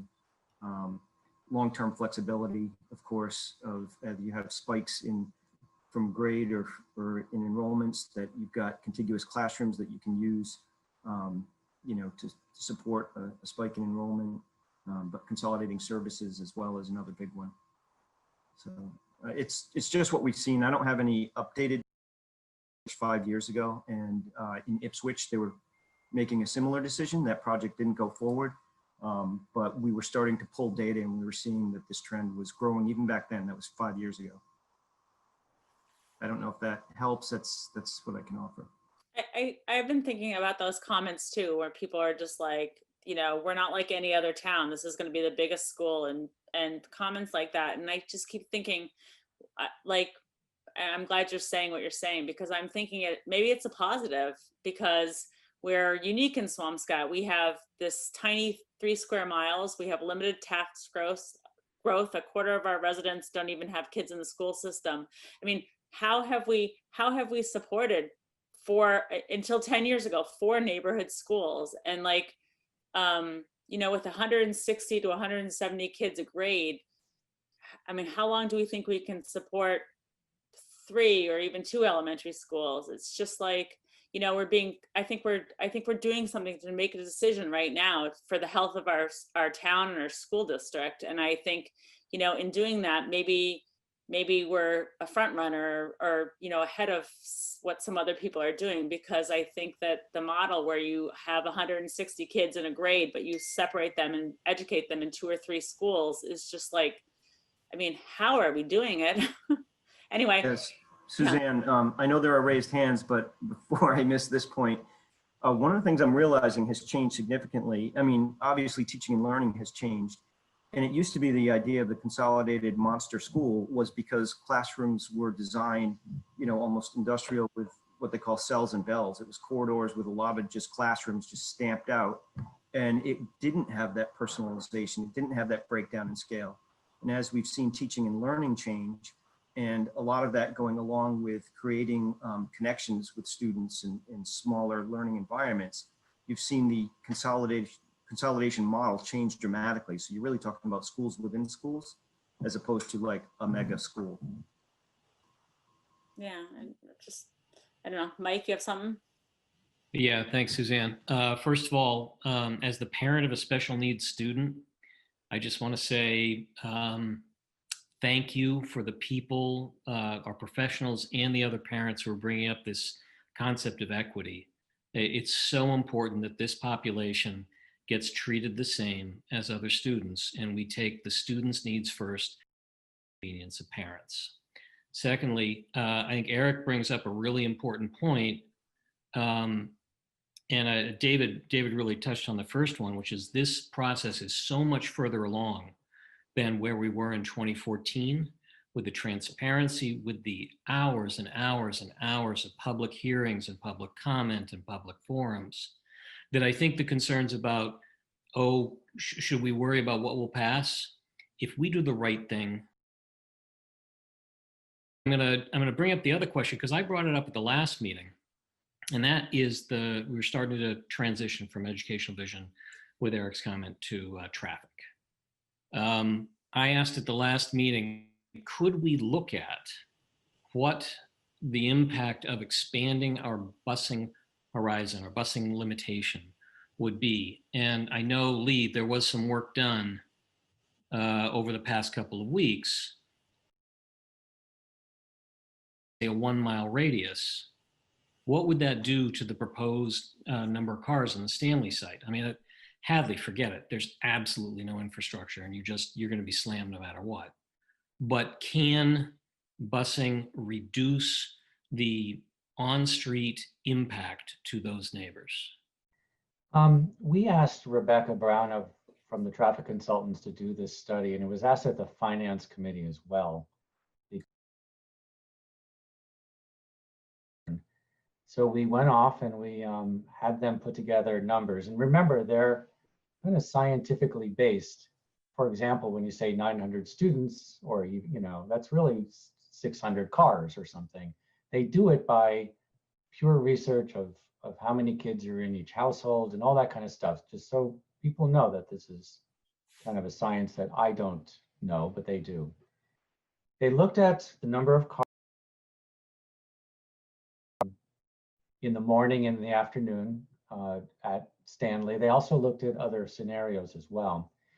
What they found was that if they, and I'm paraphrasing here, looking over a lot of charts, but what they found was that a 1 mile radius and outward from one of these schools, especially the larger school, was the sweet spot where you got the most for what you were.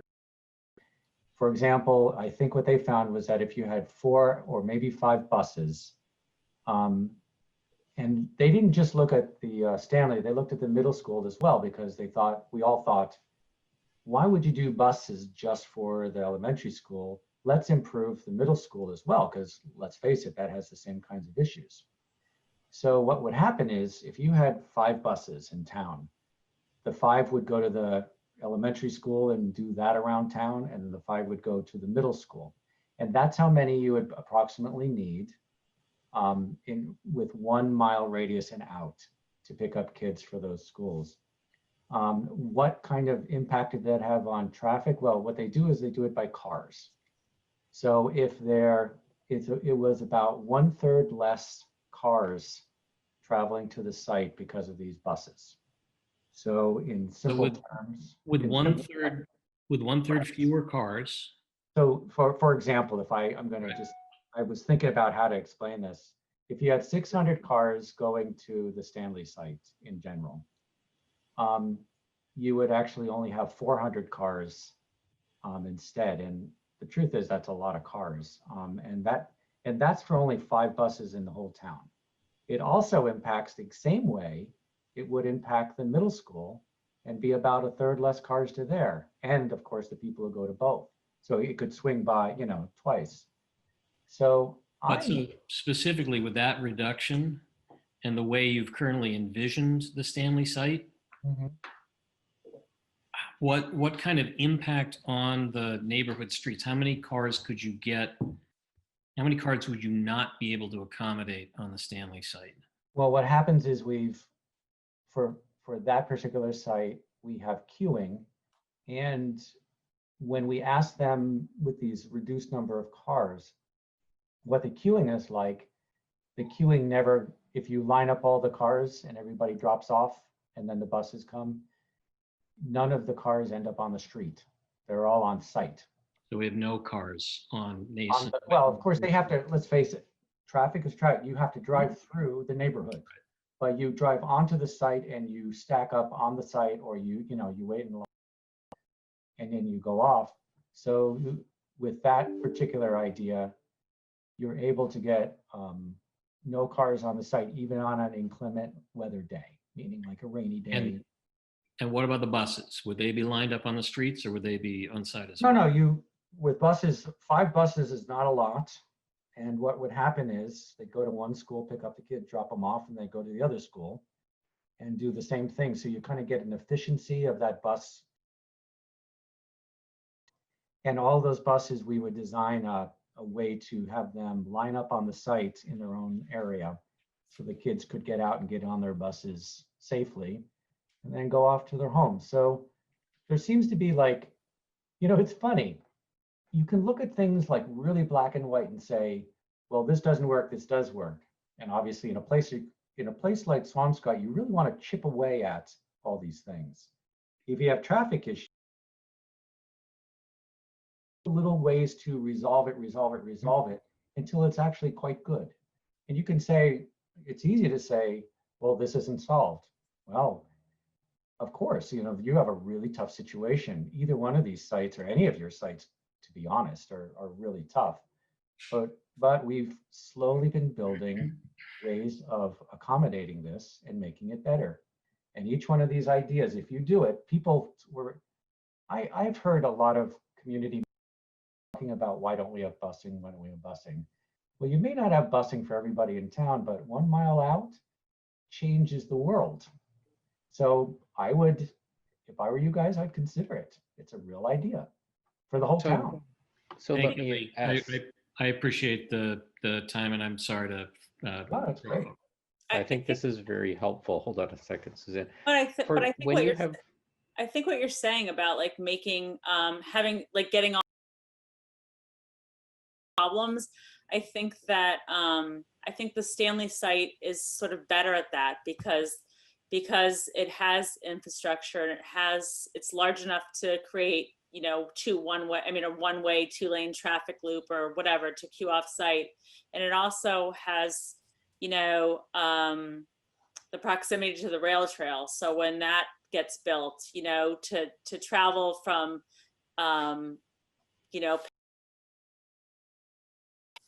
up to Forest Ave, like behind Forest Ave, and be able to safely walk or ride there is something else to chip away at. And I think like I'm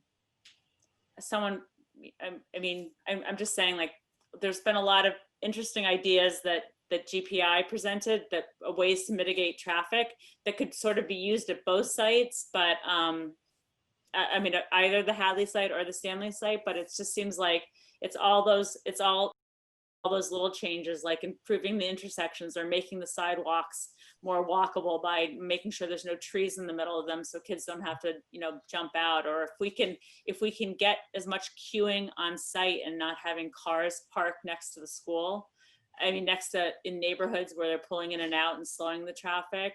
I think that thinking about re-education. If we have 2 schools close together, we can re-educate. And I know people are skeptical about that, but it's about enforcing that kind of those behaviors too. And that's like about chipping away at all the. Well, what if you make a decision? Think about this. This is so positive to me. You make a decision about 5 buses and it changes the traffic at the middle school as well, which all the people who live here in this area know about. That's really just as crazy. You can kill 2 birds with 1 stone, improve your situation, And I just want you all to keep thinking outside the box in a positive ways, because that's how things get done. Eric, So- you wanted to make a statement. Well, yes, actually a question. So how long do we think that queue is in terms of time for 400 or 600 cars? Because if people are waiting in line too long, they're going to let their kids out wherever they are, and then we're going to have a road full of kids. So did they calculate in their traffic study how long it takes to get a queue through that loop? They did, and it's a lot. It's if Rebecca's on, I'm going to let her answer it, but it's a lot shorter than you think, but people are impatient. Yeah, so for the 600 car scenario, and in the morning, it's pretty much a rolling queue. So that people are only stopping for a couple of minutes in the morning to actually let their kids out. But in the afternoon, it's about a 20-minute period, 20 to 25 minutes, depending on weather conditions, for people to be able to pick up. The added busing. That's without the busing, correct? When you consider that people show up 45 minutes or an hour early to pick up their kid on the street and they park there, what's 20, you know, I mean, it's so funny. People are, I believe, and I am like everyone else, we're afraid of change and highly skeptical. And I am both of those things. But I do believe when Rebecca tells me these things, and I keep on trying to incorporate them in the design here to continue to improve, and maybe the town can make these decisions. Hey, Scott, you want to talk? Yes, I have two questions relating to sort of the traffic situation. One is for any of the experts, what is the likelihood of people actually getting on a bus if it's made available? Do you have any information on a town like ours, 3 square miles, any sense of whether people are going to use that bus or go ahead and drive anyway? And secondly, and I guess this is mostly for Rebecca, clearly, you know, the traffic and density situations at both Hadley and Stanley are huge issues, right? We get past the financial issues. Traffic is a big driver, big concern. I have the same concerns that Eric raised. Rebecca, can you give some sense of the differences between the two sites in terms of mitigation? Which site gives us more options to try to deal with the problems of traffic? Sure. Yeah. So in terms of the Stanley site, just because that's the one we've kind of been talking about most recently, but in terms of the Stanley site, the mitigation is really on site. It's being able to get that queuing area to work, to get all of the cars in and everything. The surrounding street system can actually handle the traffic pretty well. The one intersection that is really concerning to us is the intersection of Atlantic Avenue and Humphrey Street and Forest Avenue, where that is kind of a skewed angle intersection, you know, with multiple approaches coming in there. It's difficult from a sightline perspective to see. It's difficult for pedestrians to cross, which obviously we want to make this a walkable school as well for kids that live in the area. So that intersection would really be the focus of making metric modifications there to help traffic flow better. But the majority of the residential streets around can actually handle the traffic pretty well. We've talked about formalizing the time of day one-way pattern that happens on those streets right around the school as well, on Nason and Orchard, where right now between school hours, it's a one-way traffic pattern, but the rest of the time traffic can travel 2 ways. So we talked about formalizing that one-way pattern so that we can get in some wide sidewalks in there without having to impact the trees. Because right now there are some very large trees that are right in the middle of the sidewalk. So it really doesn't make it a very walkable environment because of those trees that are there. So those are the types of things that we're looking at surrounding. In terms of the Hadley School, it's a little more difficult because those roads are very congested and you have buildings right up against them. So there's not a lot of opportunity there for any widening or anything like that. So we have to work with what we have.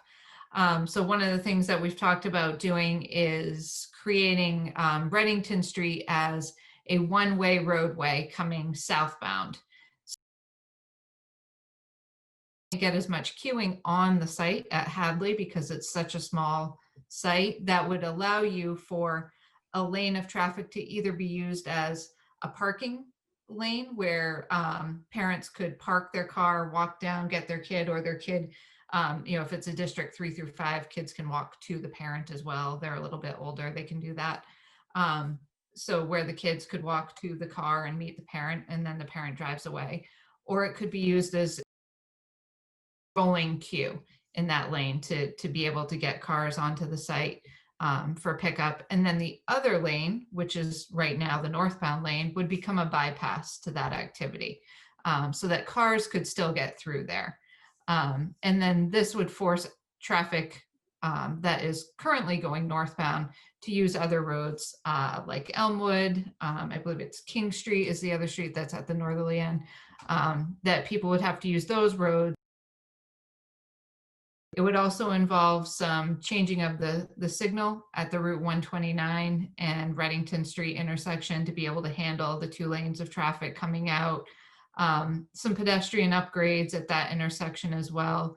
And then we also talked about making a couple of the other side streets in the area one way, where right now they're pretty narrow streets. They allow parking on both sides.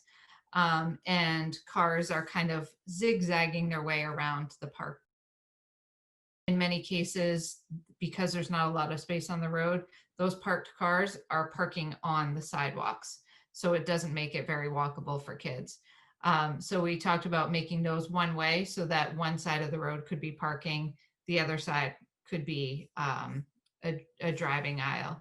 And what we would do is make one of the streets one way eastbound, the next way one way westbound, so that cars could kind of go in a circulating pattern so that vehicles wouldn't have to detour too far out of their way to get in and out of their homes for those that live in those communities. So those are the types of things that we're talking about. So in terms of cost comparison, there's certainly a lot more infrastructure cost that's needed to make the Hadley School work because of the traffic signal and the things like that that would be needed there, and changing a number of different streets. So there's a little bit more required for Hadley School to accommodate that than there would be for the Stanley School in terms of offsite. As I mentioned, because everything really for the Stanley School for the most part is on site. Thanks. And any experience on the busing question? Right, if we build it, will they come? Yeah, so the busing depends a lot on the town's the town's ability to incentivize busing and to really encourage it as a means of travel. So the easier you make it for parents to drive their cars, then the more parents that are going to do that. So it becomes about offering incentives for children to ride the bus. One thing that a lot of communities do is charge for busing to be able to offset the cost. And we found that that's very counterproductive to actually getting kids to use the bus. So you want it to be a free service. One thing that people are starting to do, it's very new, is actually charging for a pass for someone to enter onto the school campus, to have you pay to be able to drive your kid to school. One of the concerns about doing that obviously is, well, then what's going to stop a parent from just parking in the neighborhood and letting their kid out and then they walk in? But in some cases, that's not necessarily a bad thing either, if that helps alleviate traffic on the school site itself. So just some kind of things to think about, but it's really all about encouraging the bus riding. Yeah, so the more you can encourage it, the more people will actually use it. Thank you. Jose, you want to say something? Yeah, I want to thank everyone for what they've done so far and what they've provided. And I also just want to add my 2 cents on the traffic piece. I went on a tour of a school when we were visiting schools. I went with Suzanne to the school, and I forget what town it was in, but it had a similar layout to Stanley, with different floor levels and different areas for different grades. But when it came to the traffic, the queuing of the cars versus the buses and the way they flowed and they managed it was absolutely exceptional. I think me and Susan were standing there for about 10, 15 minutes. And within that time, the whole school was absolutely completely left the school campus. It was very impressive. I think when I saw that there is hope, that as long as you put guidelines in place, you manage it, you enforce it, and you make it clear to everybody how it works. And we laid this out very nicely. They did have school buses, so that helped quite a bit. It can happen and it can work. So there is hope. And it's like the big elephant in the room, obviously, and we have to take a little bite at a time. If we take one bite at a time, we'll get there eventually. So, but yeah, that was very impressive, and they did exactly what we were just talking about. All of the standby was on the site. So if we can have everybody standby in the site in Stanley, then that's optimal. Jose, I was with you. It was the Bancroft School in Andover, and you're right. It was like a symphony. Yes. Within 5 to 10 minutes, literally almost 600 kids were dispersed. Yes, it was. Neil, you have your hand up. Yeah, just a quick question or clarification, I guess, from Pam and maybe Martha. Pam, you had mentioned the K-2 and the class sizes. You'd have sort of larger class sizes if you had a K-2 and a 3 to 5 for the K-2s if we were putting them at Stanley and Clark. About Stanley right now, that there are 8 classrooms because of I assume the indoor air quality and ventilation issues that are going on there. But is that, I'm assuming, I hope that we're addressing those prior to anything happening in terms of construction. So like if we were just hypothetically to go forward, if the option was the 3 to 5 and the K-2, with Stanley and Clark being the interim K-2, are you saying that with those 8 classrooms included, that the classroom sizes would be larger, or are you saying without those 8 classrooms? Even with those 8 classrooms, we still wouldn't be able to do what we're going to do. I could say that we're hoping to mitigate those, but I think Max would chime in and agree with me in saying that these are huge capital expenses in order to get those rooms fully functional for a regular general ed classroom. Max, correct me if I'm wrong on this, but it's a project that we are putting on. But even with those 8 classrooms, so Stanley used to have 3 of every grade level. We went down to 2 of every grade level, with the exception of they had a 3rd kindergarten, if I'm not mistaken. Kathleen's on here. So that would give you 11 classrooms. Clark has 10 classrooms. That's 21. If we were going to do the 9 classrooms at KN1 that we're proposing in the K-4, you're at 18, and another 7 is 25. So we're still short, even with those 8 in my calculations. Max, we've been talking about with facilities, how large a project putting in that system over at Stanley would be, correct? For any regular general ed students to be in their population, correct?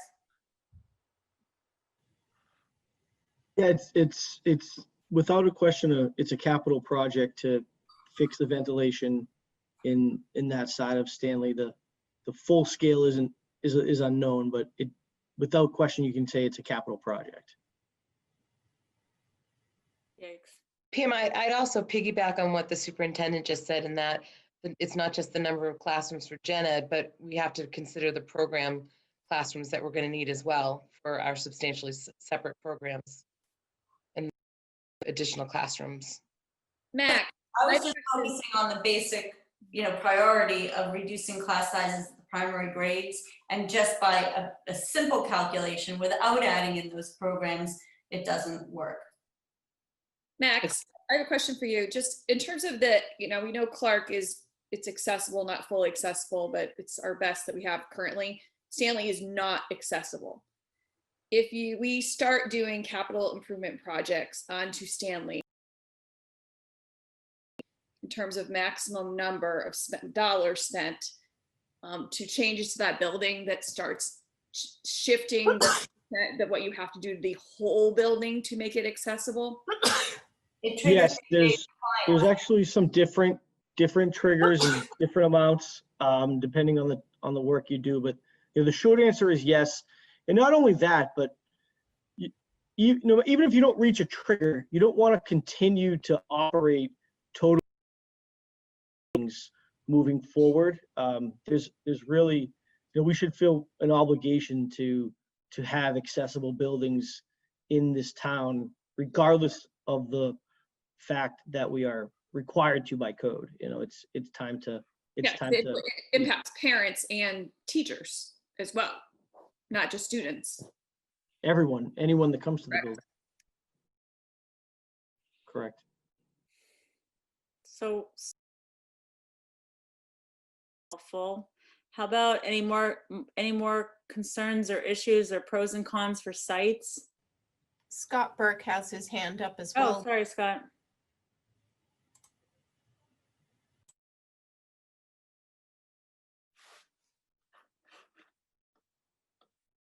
Scott, you're muted. Thank you. So a couple questions, one for Pam, for being able to use Lynn Scott Park for kids for gym or recess, and what would the limitations or ability be for gym and recess if it was a 3 through 5? So currently, and Alana could speak better to this, the use, to my knowledge, is for physical education classes are out there. What is missing from that is any kind of lined field to be like a sports playground at the front of the school. What else is Lynn Scott Park used? I don't know I guess I don't know the legal answer, Scott, but I can defer to Alana in terms of the use that they use it for now. Yeah, so Mr. Knowles does use the park as much as he can to have the kids be outside for PE. And our 3rd and 4th graders have recess out there when they have their lunch recess break.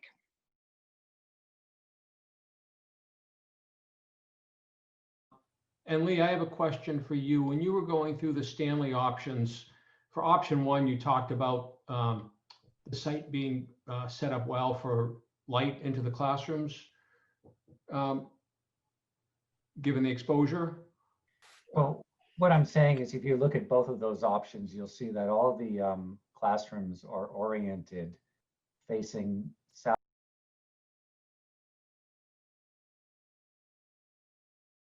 of light. You want to set it up.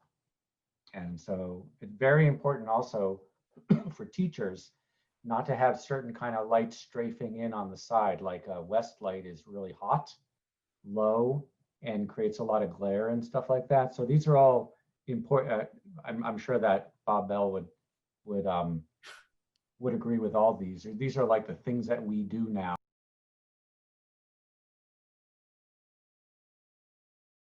Yeah, I would say also it's really important to our energy efficiency goals too. That option seems to me to be the most sustainable from a planning point of view. Even the amount of roof area is preferable for potential solar. Yeah, what they do is they do zones where the north side gets one system. Our vote has to be for one of those.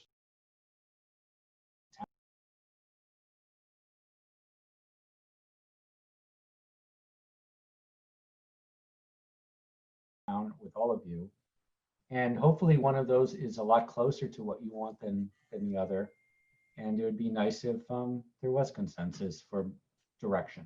Yes.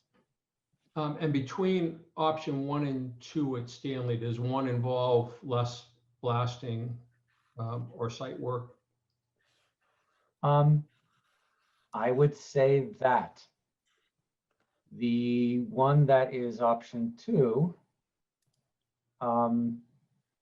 moves across the field, so it's at the lower elevation, most of it, or half of it, while the other one is all up on the field, which means you want a lower elevation and stuff. So it's a tough one, but I would say that probably, and because it's on the Stanley footprint as well, probably option 2 would have less removal of materials. I know that sounds evasive, but it's kind of like there have to be real calculations done. We put money in the estimates for those things, but Now, you had mentioned at a meeting that some of that field was fill as opposed to it all being ledge, right? Right, the far side. So the part of the field that's close, part of the field, the upper part of the field that's closer to the UU church has kind of like strafing ledge at the top where you can scrape it away for a few feet and then it becomes hard. So you could actually lower that with machines for a few feet. The part over closer to the neighbors on the north side has more fill. And you can imagine there's like this big bulge in the past and they brought in all this dirt. And you know, when it gets to the neighbors, like at Cedar, it just drops off. So somebody built all that. So a lot of that is not good fill. So if we end up putting the field there, you don't have to replace all that fill because you're not building on it. So I guess now that you're asking these very pointed questions, that's probably a more effective approach to the site. There's a lot of ways to think about that, but those are very specific. Sorry, if you could just clarify for me and maybe some other people, which one did you conclude in the end required the least work? Which siting of the building?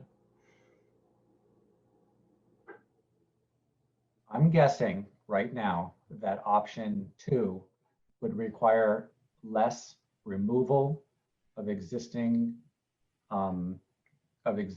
stuff off the site and and fill that way. That's what I'm guessing. It may even be that we step the building and one part kind of like goes up a higher and then it gets to the middle and all that kind of stuff with ramp or something. There's a way to kind of, because we're going across there.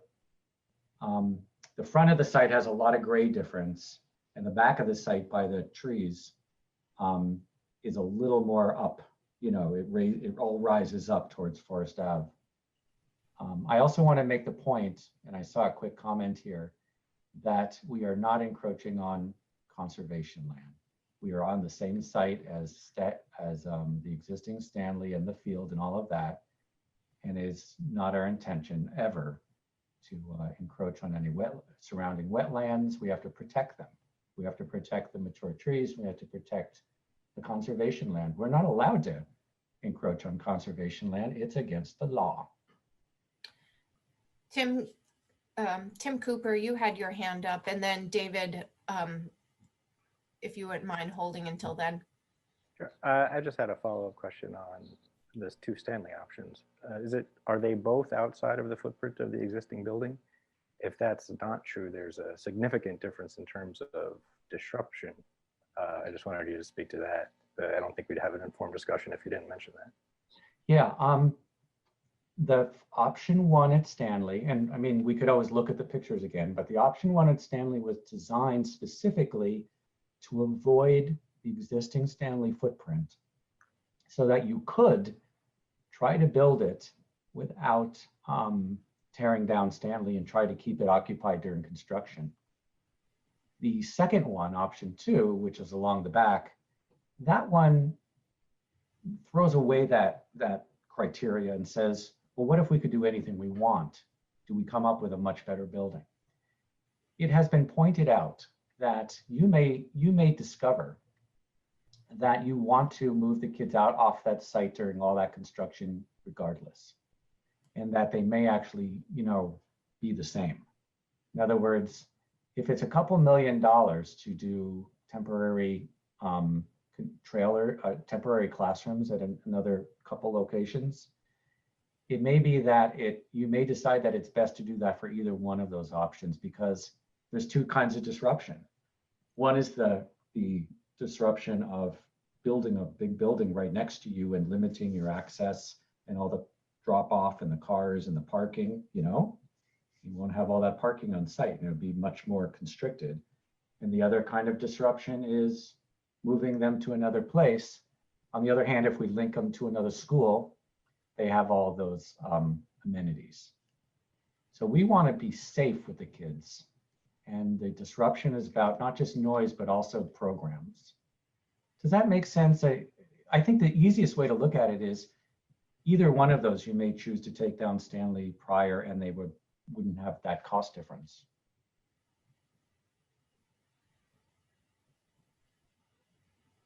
Was that what you expected? No, that is what I expected. I just wanted to make sure that was part of the conversation. Yes, it should be. It always is. Disruption to programs and students and parents and all of that, super important. If this takes a year and a half to build the building and another 6 months to tear down the old building and build this, a couple of years altogether, you want to make sure that everybody's set up and safe. Yeah, the MSBA actually asks specifically about the disruption impacts and mitigation for any scheme that we would offer for their review. So that's first and foremost in their mind as well. Okay. Good question. David,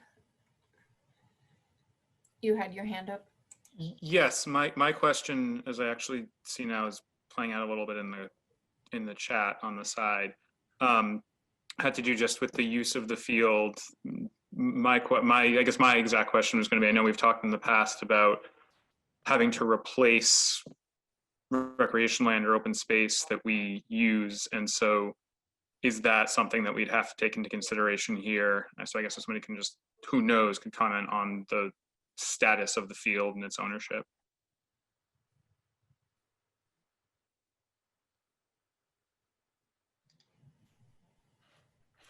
David,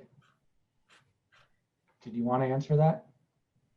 Yeah, we're referring to the existing Stanley Field, correct? Yes. Yes. It's my understanding, and I must admit I haven't done exhaustive research, but it's my understanding that that field falls under the town's recreational department purview. I don't believe it's an Article 97 type land use. We haven't heard anything about that being an Article 97 piece. It is technically part of the school property, but we would certainly want to involve the recreational department to see what we could do. We certainly have plans, as you've seen, to maintain as much of that field area as possible, depending on the scheme we choose. So there would be a continued resource on the Stanley site, arguably not as large as the current use, but we would certainly try to maximize what we could. But so the fact that it's recreation property and not school property, does that make any difference as far as what its use can be? I really can't speak to that, David. In terms of the actual ownership of the land, as far as I understand, it's all technically school property. I believe, again, that the purview and the use of it, though, has some interface with the rec committee, and I base that simply on a review of the kind of the master plan of the rec department. Looking through that document and seeing the list of the facilities that they schedule time for and all that. But we should definitely have some open dialogue with the rec department. But I don't think it's a property issue. Yeah, and I think there are, whether it's recreational property or the other, we have been told that it's not Article 97 land. And that's a big distinction. There's a difference between the town wanting to replace land in kind as part of their own decision making, and Article 97, which is when you take land that it was state funded or, part of a a clean forest or something like that, and has to have an act of Congress, literally, in order to use that land. And it's our understanding, obviously the conservation land we can't touch, but it's our understanding it's not Article 97 land. And that's what some of the land down at the middle school was thought to be. So step one is to avoid that. Step two is to discuss what the town's approach to this open land is so that we can mitigate that. But yes. Sorry to steal your hat permanently and try and be positive here. It's a little awkward for me, but I'm going to try here. Can we sort of get any intention or any sort of assurance here? Stanley, as the former school, should go away, right? That could be the field space. The other half could swap. That was always what we talked about in these meetings. Do we have any assurance? Can we get the town to agree to give up that building to a field to replace the one they use? And how would we go about that? And does that solve the problem? You are the town. This is the town. Whether it's recreation property or school property, it's owned by the town, is it not? I would guess so. I can't answer that question. So, this was more of a question to the committee in terms of, Yeah, so I'm just trying to simplify this and say, yeah, as far as I know, I'm concerned, obviously the footprint is bigger than the existing Stanley, but the idea is that we need to, go ahead. So we have a letter from the Open Space and Rec Committee, that about the different options, and one of their requirements or one of their criteria that they'd like to consider is that there's no loss of open space in Swampscott, right? So that if Stanley is chosen, Hadley or another town property should be converted to open space, which means perhaps, when we're thinking about redoing Hadley, one of the decisions is, maybe we take down the annex and we create some open space there and keep part of the building up and take part of the building down, or do something like this to try to replace it in kind somewhere else. I mean, this is a town-owned property, which we can use for school is what it's not being, it's a town-owned property, and recreation is part of the town. So I think that the recreation department would like us to replace the land in kind somewhere if possible. I think the idea is, like with anything, you have a very, very specific town with very, very small land, and everybody wants to utilize it all as efficiently as possible. Yes. We also want to create quality space rather than parking lot spaces and things like that. So we're trying to be efficient about all those things as well. We just right. I think we have an obligation to try to retain as much open space as we possibly can, but I want to draw a distinction between what's best for the town and what is required by Article 97, like it was at Jackson Park. Yeah, Article 97 is a whole new ballgame, which we all want to avoid in every case. If it's not Article 97, it's really up to the town and what your goals are. Kevin Breen can probably speak to that. I mean, he's got the scar tissue to speak for it. Yeah, at least it's my understanding. I see the chat going on in the background regarding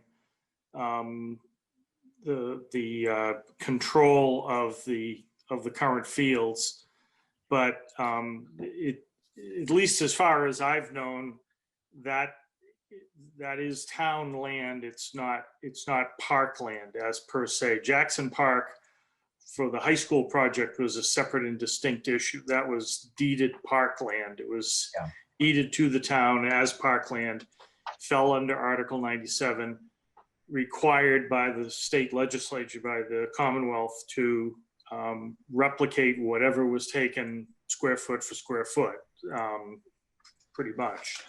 So, and the distinction with that and the fields behind Stanley is it's not my understanding that that's deeded parkland.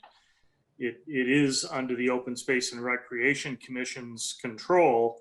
And as Mike points out, from a community standpoint, we have a desire to preserve as much open space as possible. You know, the K-4 option, whichever one we take at Stanley, is going to reduce that open land footprint by an amount. It's not a huge amount, I don't think, but it is an amount, I would say. Is that correctly?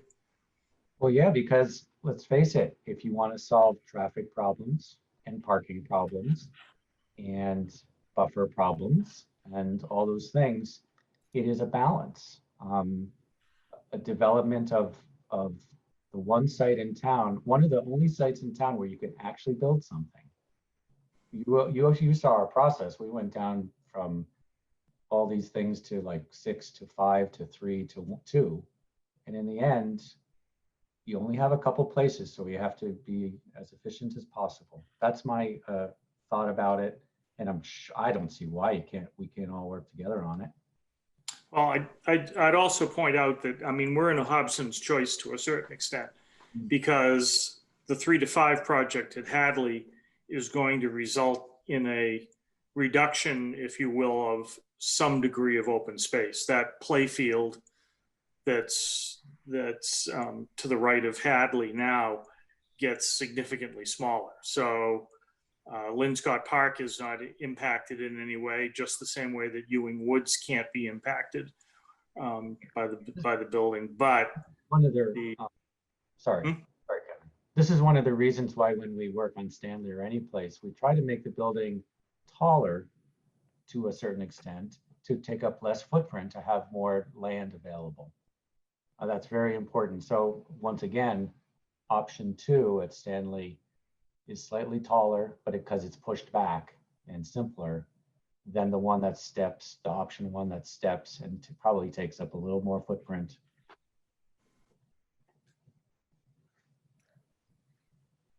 There's a lot of criteria to make a decision on. That was a really helpful discussion. Thank you, everybody. I appreciate that. So want to move on? I mean, I think we've covered just about everything about the site. I mean, we haven't, let's see, the public, the gym. Yeah, I mean, we can talk about, I think we've talked about traffic and the site enough. We should probably move on to the sustainability priority. And I know Lee, you've been speaking to option 2, maybe. I mean, the second Stanley option is the best sustainable option, but Neil, do you want to start the discussion on sustainability? Yeah, sure. I'm happy to, and happy to have Lee and David chime in. And I took a couple notes on a document, so I'm reading off of the screen as I talk about this. But you know, I think that overall, I mean, my sustainability background is energy related, so I can speak to that a little bit more naturally than some of the other bullet points for the sustainability criteria. But just as I was reviewing them over the last couple of days, and you know, I think Lee has done this, has talked about this a number of times. Personally, I don't see a huge difference in the sustainability of one site to another enough that it sways me. But I would, you know, if you go sort of piece by piece, I think like respects open space and natural resources. I think we just talked about that. I think that the Hadley site would take away open space, as would the Stanley, but I think Stanley probably would be taking away more. Not probably, would be. But I think that in terms of the open space available to the kids, that's sort of dedicated to the kids, is another consideration there. And that Stanley would be, there would be more open space dedicated to the students, even though Hadley has Linscott Park. I mean, that's, again, just thinking about that. I'm sure you've all thought about this as well. In terms of energy efficiency of the facility, I mean, we have an EUI target for the building, no matter what building it is.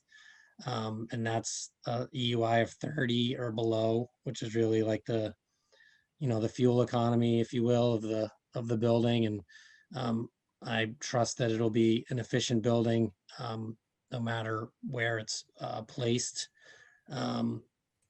So there may be some ability to do that a bit easier with a smaller building, but I don't necessarily think that's, I think it's personally, I don't weigh that very heavily. Healthy, safe, and durable, I don't see a huge difference. Practical use of daylight and renewable energy. Rob and Lee talked a little bit about renewables. I mean, I agree, there's more roof space on the Stanley K-4, so naturally you're looking at probably more electricity being generated there, but it's using a lot more. I think given the lack of parking spaces, you're talking about what would be a net zero ready building. But even if you cover the roof with solar, it's not going to be net zero. And we wouldn't be, you really need, in my experience, canopies in the parking lot to get there. So that would be pretty difficult to do anywhere. And I think that we've talked a lot about geothermal, and there are a lot of unknowns there. I think that the ledge issue at Stanley is unknown, and sort of how you would do that and what the expense would be. And also just the restrictions of space at Hadley. So there will be a cost conversation as far as that goes, I think.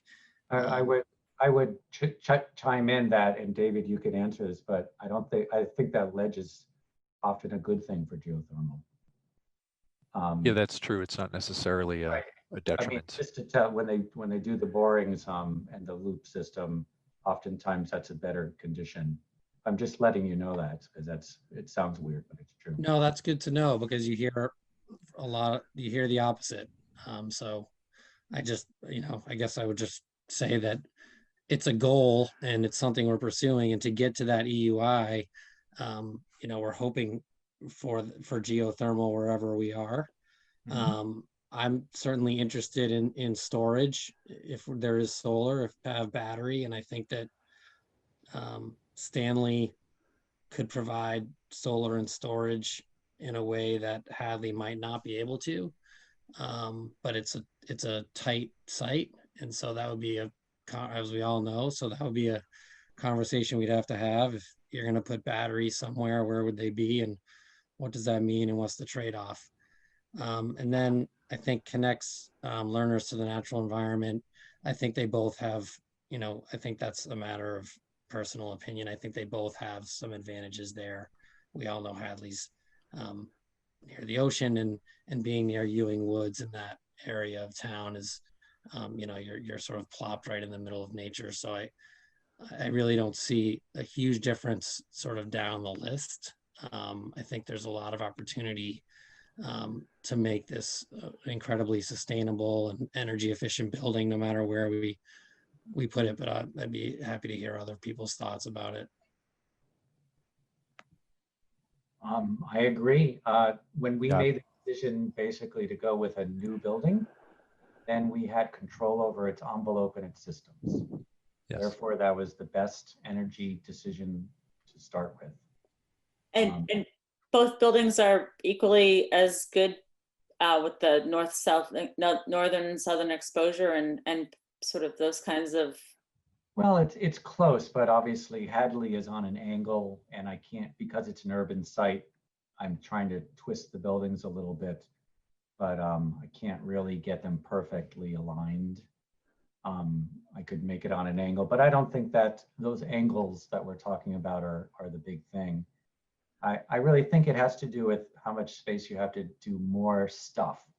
So when you talk about canopies over parking areas, so on Stanley, when you drive around those areas, but we have parking on the side, you could actually put solar canopies over those areas over time through grants and things like that, and get more on-site ground solar panels. Yeah, we could pre-wire those and then Yeah, as you That develop. as you come along.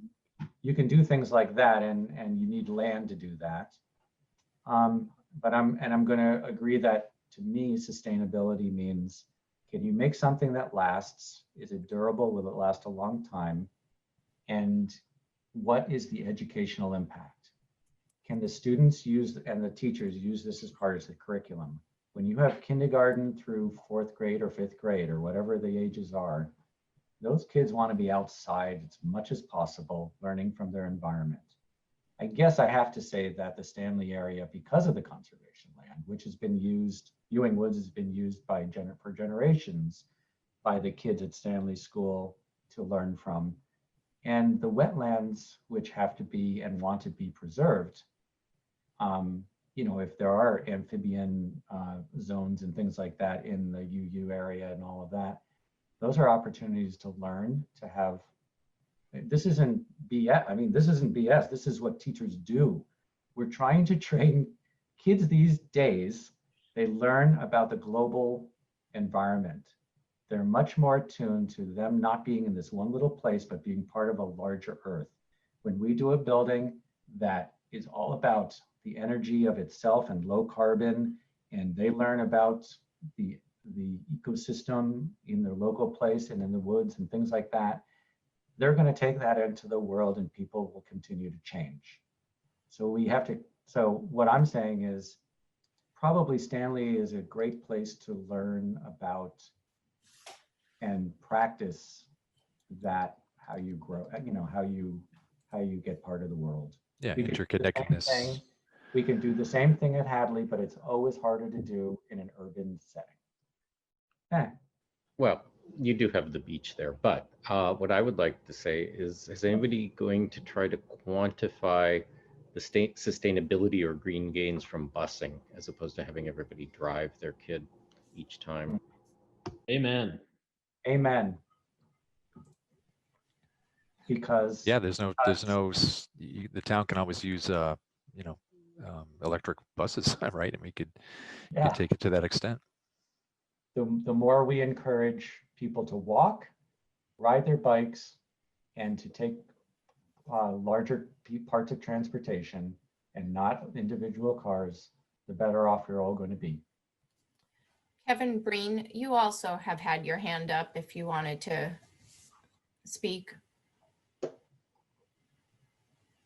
Well, I'll let this part go. I wasn't specifically talking about sustainability at this particular juncture. Okay, just wanted to acknowledge that if you had.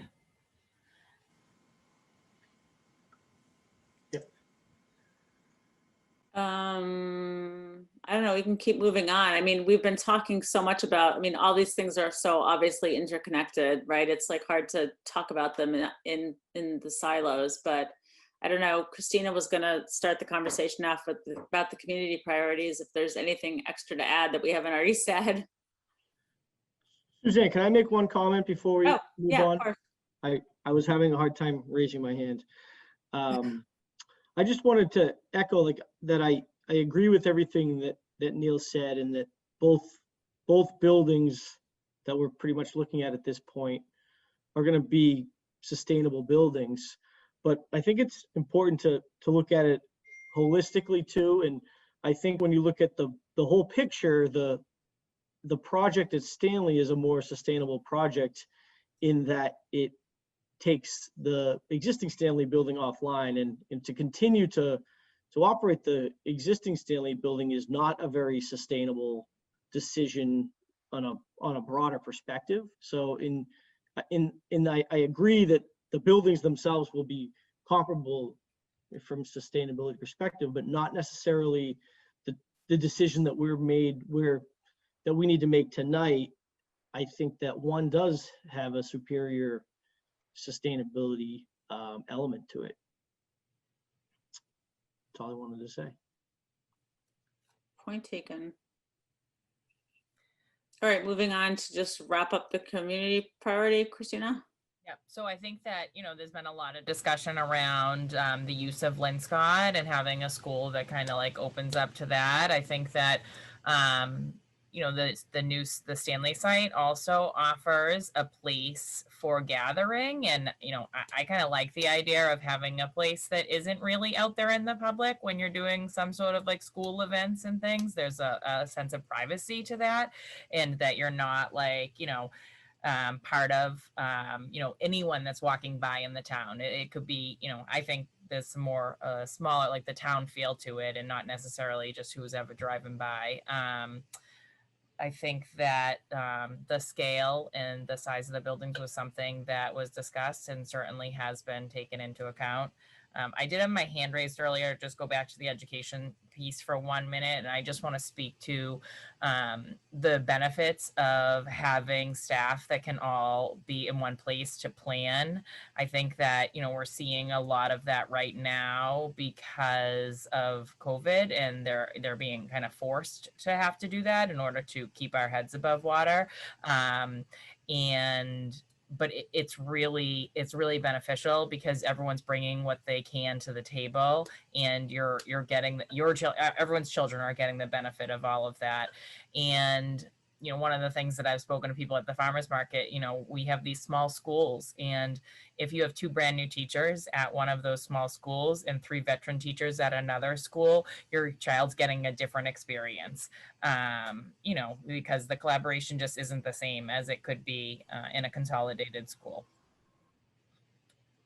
I'd like to bring up the question of money for a second. Both sustainability and community have a lot to do with money and cost. And I'm going to say it this way, just because I was at the financial meeting as well.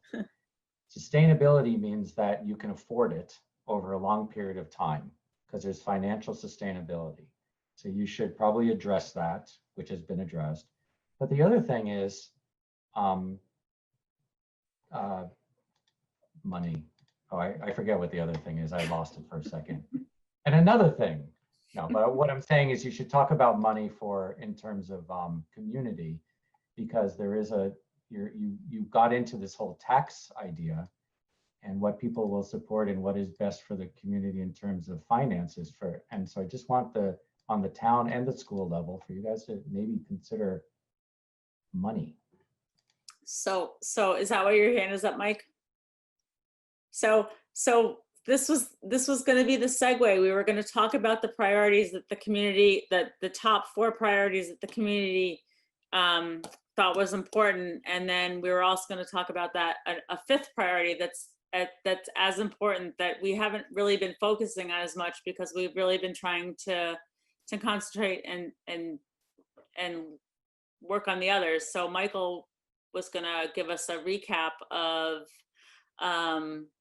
sort of the recent FinCom and CIC and select board meetings to discuss that, where the town finances and taxes and long-term spending were all being discussed. So take it away. Can I jump in front of Mike for 1 sec? With pleasure. Because that's where my hand raising was on money.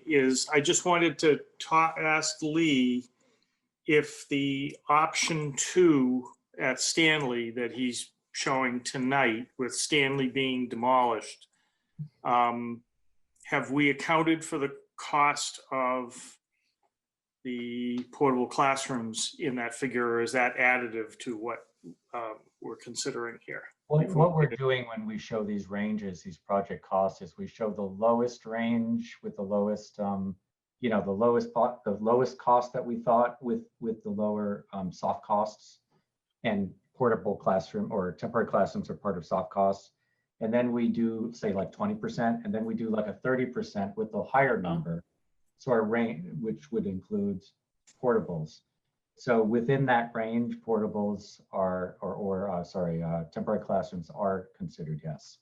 But you know, if you don't know exactly which one it is, all you can do is guess that, hey, the simpler building will probably be less to construct. You know, whatever that means, right? Mm-hmm. And beyond that, we're showing conceptual project ranges right now by an estimator who's looked at these separately. And yes, the high end would easily would include that, and we have contingencies on there too.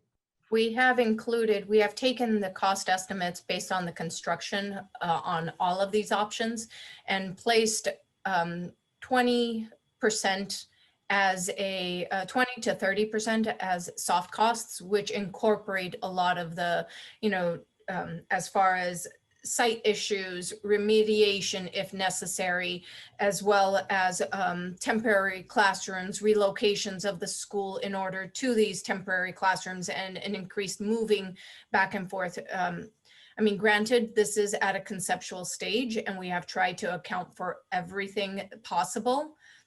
And we are on the conservative side, but all of those have been taken into account when we speak about the ranges. They're total project range, not necessarily just construction.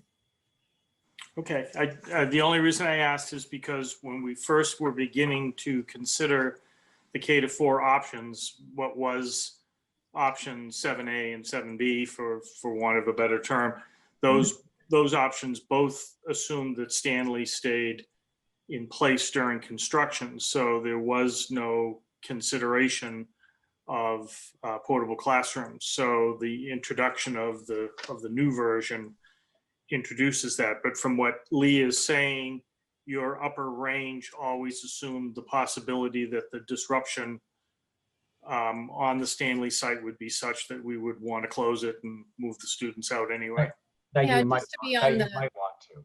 Yes. sorry, just to be on the safer side, we always want to make kind of like an assumption of worst case scenario, give you the worst case scenario and hope for the best case scenario.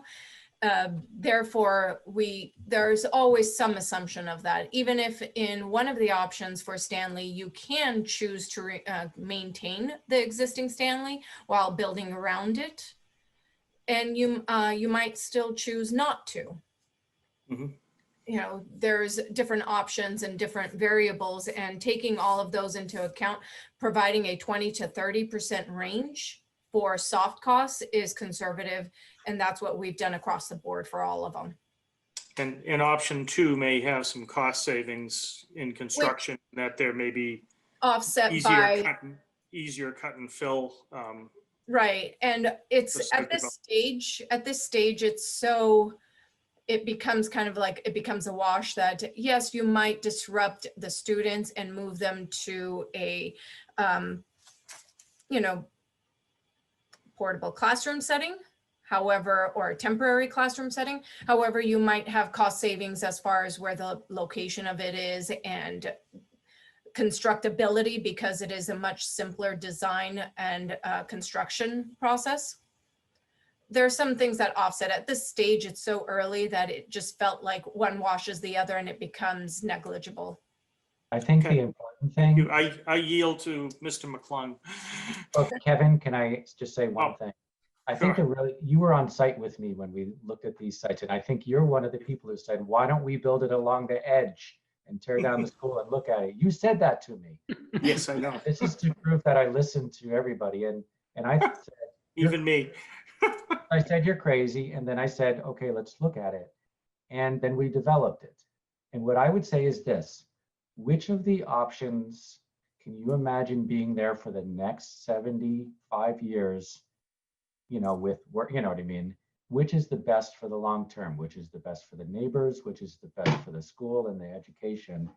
And when you're talking about those large sums of money, you have a little bit, that range gives you a little bit of leeway to do the right thing in the long run. And that's how you should judge this, in my opinion. Thanks, Lee. Mike? Thanks, Kevin. And yeah, you and I will walk a site with you anytime. That was very informative to have you there. So thank you, Suzanne. Thank you to the professionals. Thank you to the committee members. Thank you to the public. I do want to underscore that it's my personal belief that the foregoing, the educational vision, the community impact, the sustainability, these are the most important things we need to consider. But there are financial considerations. So I attended 5 days ago, and I want to thank everyone else here who was able to attend.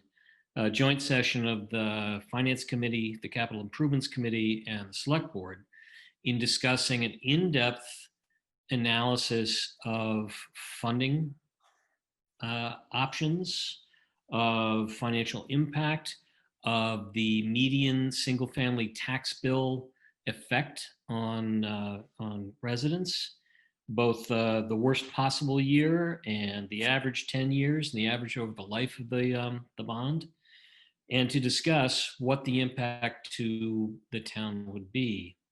And I really applaud the committees for digging in deep and having difficult conversations and keeping in mind the long-term challenge to this town and not being penny wise and pound foolish and trying to solve for the lowest cost in the moment and kicking the can down the road, as Mr. Walensky said, to leave another generation to solve for a future school. So instead, the committees looked at combined costs of solving the problem of educating our K-4 students. And it was a lengthy night. There was a lot of back and forth. There was a lot of details. Anybody who joined us knows how far in the weeds we got. 25-year, 30-year, level principal, level debt, interest rate assumptions, et cetera, escalation from now to 10 years, et cetera, et cetera, et cetera.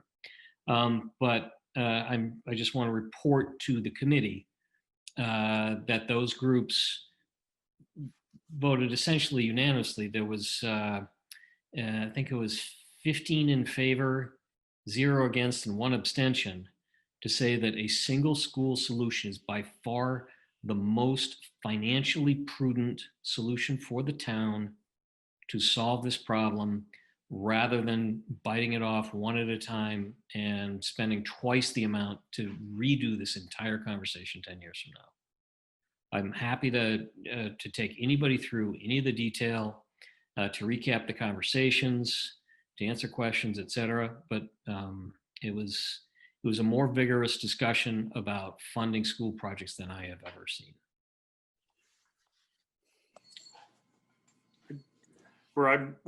My position on this is the historical perspective. I can absolutely echo that. I wanted to, I complimented the financial team for their diligence and what they had done the other night. And when we did the high school project, we had a rough idea of what the costs were, and the tax impact and what have you, but the analysis of all of the various potential options, granted they were different than what we're looking at here, but in analyzing any different options to the depth that was done for this project, I've never seen before. And I think it's to the financial team's credit, and that with Ron Mendes and the FinCom and Capital Improvement Committee and Sean, that this information is available to everyone. And I think it really is important. It really puts everything in a very sharp focus. Thanks, Kevin. And I guess I should just say there will come a time where we need to discuss a much tighter estimate on costs. Like we have reasonable estimates at this point and reasonable approximations of what it's going to cost the median single-family taxpayer. But what was impressive to me was the ability to keep the big picture in view and not solve a $70 million problem and create a $150 million problem 10 years down the road for taxpayers just because we're trying to be short-sighted. We have a problem with all of our elementary schools in town, and solving half of it just doesn't make financial sense. I'm going to leave completely aside the educational priorities, the sustainability, the traffic, just from a financial standpoint, there really was no other way to look at it. So thank you guys. And any other questions, please? Hey, David, you had your hand up before. You good? Sucker. I mean, so Suzanne. Yeah, Yeah. sorry. I'm good. I had something on community, but we kind of moved past that at this point. no, it's fine. I mean, I think everyone who hasn't spoken, who has something to say, whether it's not related to the topic at hand or not, it's related to the general topic. And I think that we all need to just say, you know, what we need to say about what our preferred option is and spit it out. Okay, So well, go. I'll go back to what I was going to say before then, which was just like on the community piece. Again, going back to kind of a lot of the comments that we've received in the last week and few days, I saw a lot of concern in there about the reuse of the Hadley site, and so I would just encourage, you know, the leaders of our town, people who are making those decisions on what the Hadley site is going to be used for, to bear that in mind. That I think a lot of the support of the Hadley site isn't necessarily based in the educational vision and everything else we've been talking about. It's just based in a distrust of what is going to happen to that site. And so I'd just like to encourage everyone that is in charge of making that decision to work with people in the town to use that site the right way. Yeah, it would. Suzanne, can I it would just- be really helpful. Yeah. Can I just say that, you know, depending on what happens, I mean, if the school building committee decides to move forward with the Stanley K-4, then I want the Hadley, you know, reuse to be on the next select board agenda after the decision's made, to just get that moving.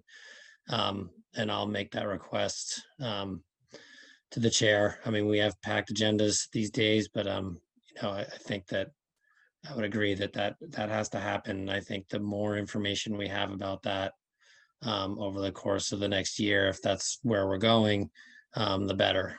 So I'd agree with you, David. So Suzanne, are we going to put it to a vote now?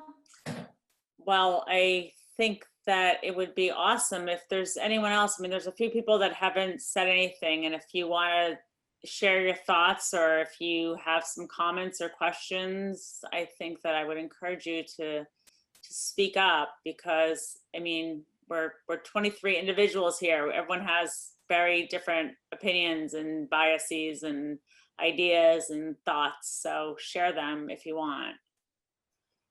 And then, I mean, we talked about maybe needing another night to do this, but it's 9:30 now, and I think we should just power through and make a decision if there's no more discussion. It sounds like Suzanne, I'll speak up because I haven't.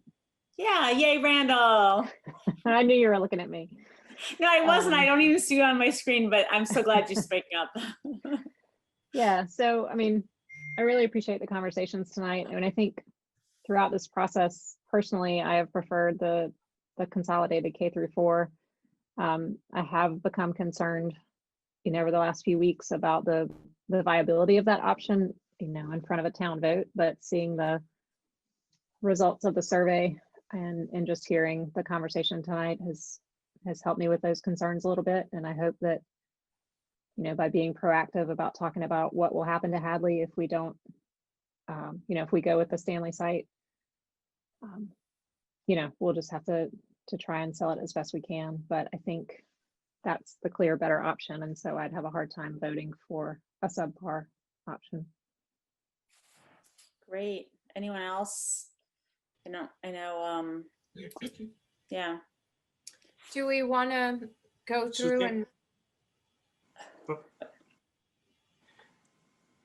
Who's No, talking? I just, all I was going to say is, you know, this is the point. This is the hard part. This is where we pull the ripcord and hope that the chute opens. I just wanted to say that I thought, as I thought about my own thoughts on this project, and those that are watching, and you know, from here on out, we're going to be in a flat out debate for the hearts and minds of the town to support our decision in going forward. And, you know, they're going to want to know what we were thinking about. And we've heard from people that have said, oh, well, the fix was in, the decision was a long time ago. We wanted the big school and we were going to go for that. And I just know that myself, I know that I came to this thinking in terms of the Stanley site. I walked the Stanley site with Mike and with you, Suzanne, and what have you, a few weeks ago. And I know we all came away and said, wow, I don't know. And so I myself on this committee, and I've heard members of the committee tonight and in other places say, you know, just strictly from the standpoint of the best project and the site selection, vacillate back and forth between the 3 and 5, the 3 to 5 at Hadley and the K to 4 at Stanley. And I was blown away by the financial analysis that showed that, well, first off, that building the 3 to 5 at Hadley, as imperfect as that is, as we've discussed tonight with the traffic, and you know, we didn't even really get into how you're going to integrate the traffic with the commuter traffic in the morning. And I mean, these were all things that we heard when we were looking at Phillips Park for a middle school years ago. When you do the 3 to 5 at Hadley, that necessitates immediately considering a K to 2. And you had said it the day we were up at the site, Suzanne, about going without without getting back in the MSBA queue, and you know, what would it take to do a K to 2 on our own? And in the interest of fairness to the equity piece that we've all talked about, I think that's really the part that has to be considered. And if you wanted to say, well, I don't care about the equity piece and I'll wait to get back into the MSBA queue, to have the financial projection put off to 2030, when we would probably get back in 10 years, and to see what the cost of that K to 2 building would be projected out. You know, we're talking a differential. Mike didn't get into the weeds, thankfully, tonight, but you know, with doing a K to 2 immediately, you're talking almost double the tax impact. You know, you're talking $561 additional on the average tax bill. And I think that this committee would be looked upon very poorly if in the interests of keeping to a smaller project and what have you now, and sticking the town with another $500 tax bill 10 years from now, or immediately, I think we would be open, or $500 or $600 additional tax bill, depending on when the K to 2 project went forward. I think we would rightfully be exposed to a lot of criticism, and rightfully so. And so, Kevin, yes, Mike. You're the poor son of a gun who served on 2 of these things. Let me tell you, I would not want to serve on that committee if we kick this can down the road. It would absolutely not be a pretty sight. I appreciate your experience in this too, Kevin. It's nice to, I mean, everyone's been so thoughtful and so open to hearing everything and all the suggestions from people, and putting aside your own, where you live or who your kids are, to really think about the greater good here. And that's why I think that whatever we decide, you know, we can all advocate for it, because we know it's the right decision. So that just feels great. There are no 100% good choices in Swampscott. We keep saying There's no perfect option, but we have to make whatever we choose as perfect as possible. But yeah, go Suzanne, ahead. if I could echo that really quick, I was honestly going back and forth on this in my mind as late as this morning, and I think part of that is what you were just saying, Suzanne. That I think really, I was looking for the choice that was going to get 100% in the survey, and that everybody was behind, and that we knew everybody supported, and it doesn't exist. That option is not out there, at least not in this town. And so that's chasing a ghost. But what is clear to me, what does exist is one option that meets what I think has to be the primary goal of this entire endeavor, which is to best educate all the elementary school students in this town. And that is, as we've seen through the entire process and through the discussion tonight, the K-4 option at Stanley. So that's how I came out, again, going back and forth on this as late as this morning. All right, people, anyone else? Let's Let me just sort of sum up my thoughts like Kevin has and Dave did. So I came into this process with a completely open mind, seeing the chat going on from some of the attendees to panelists. I feel like it's important for me to say that, yes, I do understand neighborhood schools. I went to Hadley, all my kids went to Stanley. And back in 2014, I probably believe the best solution was to try to keep two neighborhood elementary schools.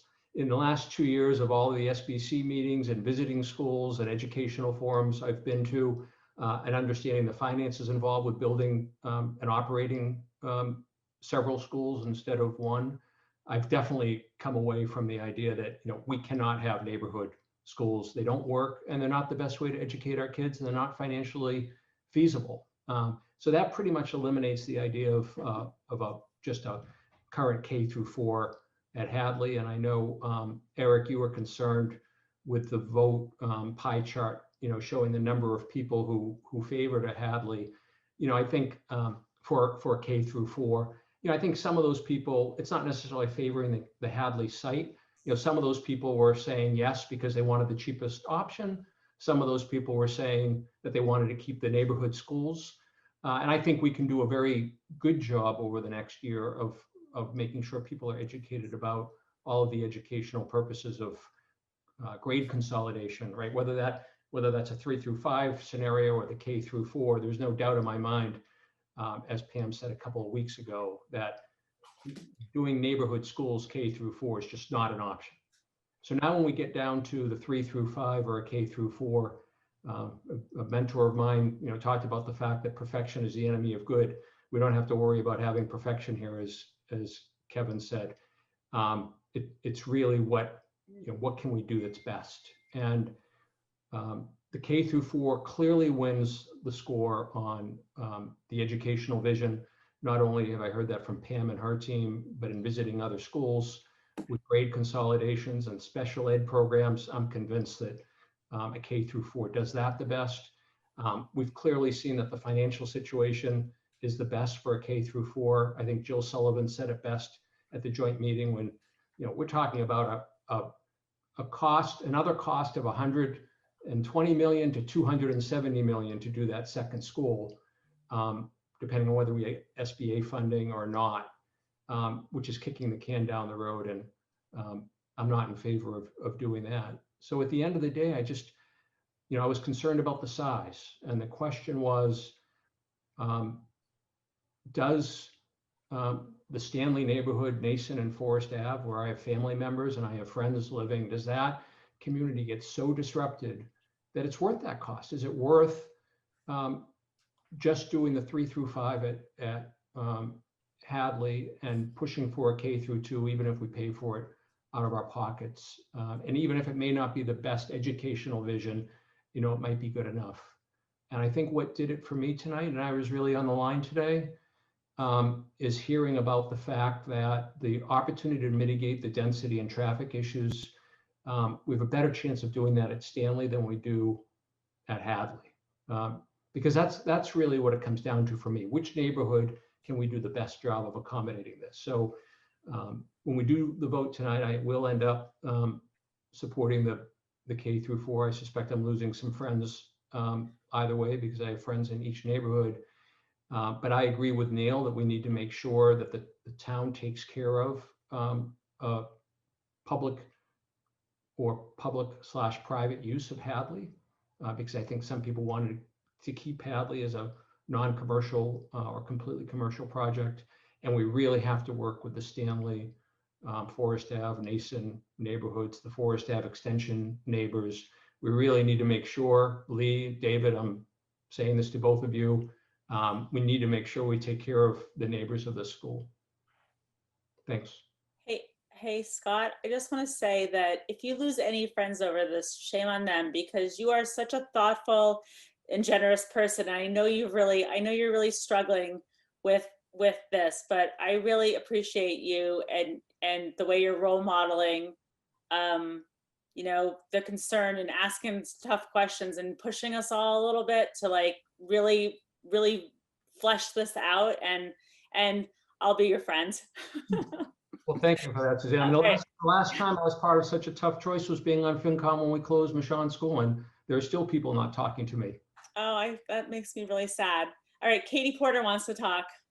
I was just wondering if we were going to do this as 2 votes, where like we could choose the configuration option and then vote on like if we need to then vote on which Stanley option, because I think I need to see the 2. If we end up going with Stanley, like I need to be able to see those 2 images before I can say definitely Stanley this or Stanley that. Like, is that a possibility? Definitely, David can, if you wouldn't mind resharing your screen and putting up the kind of the combination slide that Well, has. maybe after we do the first vote, like we don't need to do this if it's not Stanley, but just like, can we do the configuration first and then? Well, the preferred option is going to be either, Hadley K through 4. Your vote, I guess, as you would state it, would be either Hadley K through 4, option 2, since that's the only option available for the Hadley K through 4. District-wide 3 to 5, there's only one option. The only one that has 2 options is the district-wide K through 4. And at that point, you would say district-wide K through 4, option 1 or option 2. Right, I do understand that, Vivian. My question is, can we vote on the configuration first? Like Hadley K through 4, the district 3 through 5, district K through 4, and then talk about the difference between the 2 districts if we need to, based on the configuration vote. We can. That's I agree. Definitely one approach to go. Sure. Yeah, I think that's a good idea, Katie, because I think a lot of us, and not myself, but maybe not everyone was well informed that we'd be voting for not just the site and the configuration, but actually one of the schematic. Right, and what's the real difference between those 2? But it's not a conversation we need to have if that's not if that configuration option is not what we vote for as a group. So I think we can put off that discussion till after we have a configuration vote. So let's go ahead, if everyone is amendable to it, and have a motion to vote the preferred district configuration or non-district, whichever configuration. And then from there, we can narrow it down if needed. I will motion to vote on the preferred district configuration.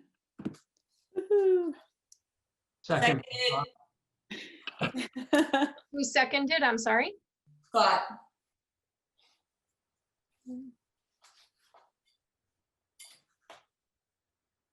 Okay, so I will go down the list of names, and when I call your name, please give me which configuration. Pam Angelakis. District K to 4. Suzanne Wright. District K to 4. Martha Seibert. District K to 4. Robert Bell. District K to 4. Max Casper.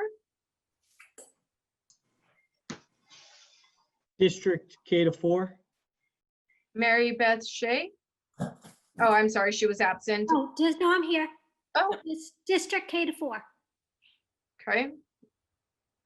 Ilana Bebchik, District K to 4. Kathleen Huntley,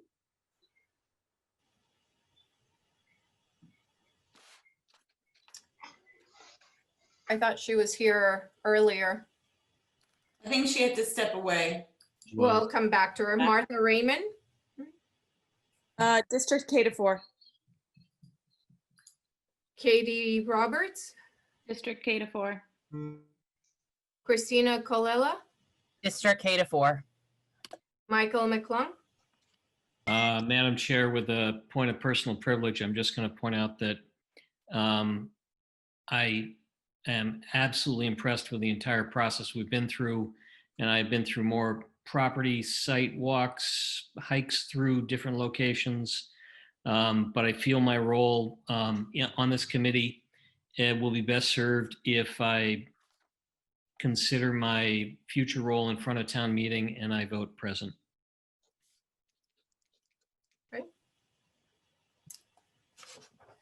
Matthew Krishner, District K to 4. Tim Cooper, District K to 4. Jose Alvarado, District K to 4. Kevin Breen, District K to 4. Eric Stewart, District K to 4. Randall Hughes, District K to 4. David Zucker, District K to 4. Scott Burke, District K to 4. Latanya Mackey, District K to 4. and has Kathleen rejoined? I don't think so. I just spoke with her on the phone. She was going to dial back in for K to 4. All right, we'll wait for a moment. So it seems like we will be having a conversation on which option to select from the district-wide K through 4. Suzanne, can I speak again? Yeah. That was really beautiful. Like, Thank you for saying that. I wanted to I was like, what do I say? But I'm proud of us. I'm proud of us. I mean, I know that there's definitely probably going to be people who think that like this was staged, but like this was really hard and this was really a lot. And this has been a long over 2 years. And I had babies in the middle of this, and like those babies might go to this school. And I think that this shows a lot of optimism, because I think that a district K to 4 is not an easy choice, because there will be people who oppose it. But I think that they can do the same work we did and come up with a way to make it great for all of our kids and all of the kids in this town. And that a I district look forward to those babies appearing on town meeting floor again and again. they'll come, but they won't be quiet this time. Well, while we wait for Kathleen Huntley to rejoin the conversation and cast her vote, let's start having the conversations between the option 1 and option 2 of the district-wide K through 4. Kathleen, Randall, you have your hand up. Oh, Kathleen's back. Perfect. Kathleen? Yes. Thank you. There was a motion to for each individual member to select their preferred option as far as which configuration. So it's either Hadley K through 4, District 3 to 5, or District K through 4. District K to 4, definitely. And now we will be having conversations and reviewing the option of 1 and option 2 within the District K through 4 scenario. I would recommend that we go to the actual site plans. Sure. So there's one, and then we can always just go to the other one. Can I ask a question before we do that? Of course, please do. So like, it sounds like many, up until tonight, I've been really just focused on, Hadley 3 through 5 versus District K through 4. And I don't feel like I've given these two options for the district K-4 sufficient attention. And I don't know at 9:50 at night if I have sufficient attention. And so I'm the last to want to suggest another meeting, but I just want to throw it out there whether we want to use our Thursday slot to make this secondary decision. I would support that. I would too. Mark. I third this, Latanya. I mean, we have 8 to 9 reserved on Thursday night is what's on the calendar right now in case this meeting went long. So, I mean, if the I would support majority, this if we can keep it short. yeah, well, we only have 8 to 9, Eric. So, I mean, we have 8 to whatever, but I'm saying 8 to 9 because. So let me, in order to adhere to open meeting laws and, in keeping with my role is just trying to be a process guy. What do committee members think they need from the professionals in order to further review this? Is the record of tonight's conversation sufficient? Are there additional pieces of information you need?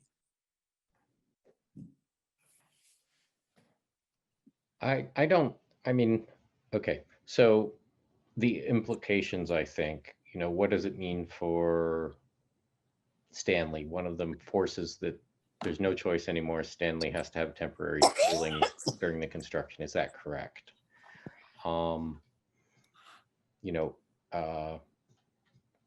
What's the footprint of the two buildings? Does one take up more space than the other? And I don't mean to make us ask those questions now, but maybe if we forward questions like that, Eric, which are great, because that will help get us all further. If we forward them to Suzanne collates them and shares them with the professionals, and we have an opening session that is, here are the questions we all came up with individually, and clearly some of them will be quite similar. And we spend the first half hour on that.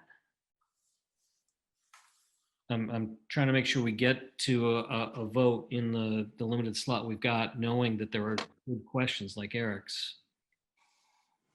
Well, and I was just going to say, in addition to the questions, Mike, I think what was most valuable to me is looking at the floor plans. And Lee, you had sent out all of the floor plans for either of these options, actually all of the options.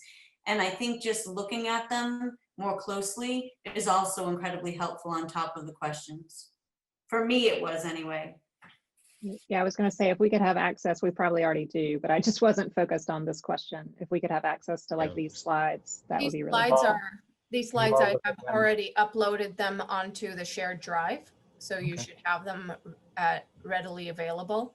If you are not able to access them, let me know and I will make sure you have them. But there is to kind of answer Eric's, one of his questions, there is a dotted line. If you see, it's very faint, where the footprint is currently on this slide of the existing Stanley. I guess what I would say is that even if this option 1 is selected and you have an ability to maintain Stanley as is during construction, you might still choose not to have it. That is kind of taken into account in the overall conceptual project range. That's yes, really close. It is very close. And for that reason, we kind of took the time to think about it, that yes, it's doable. Construction wise, it is doable. Is it something that we would maybe want?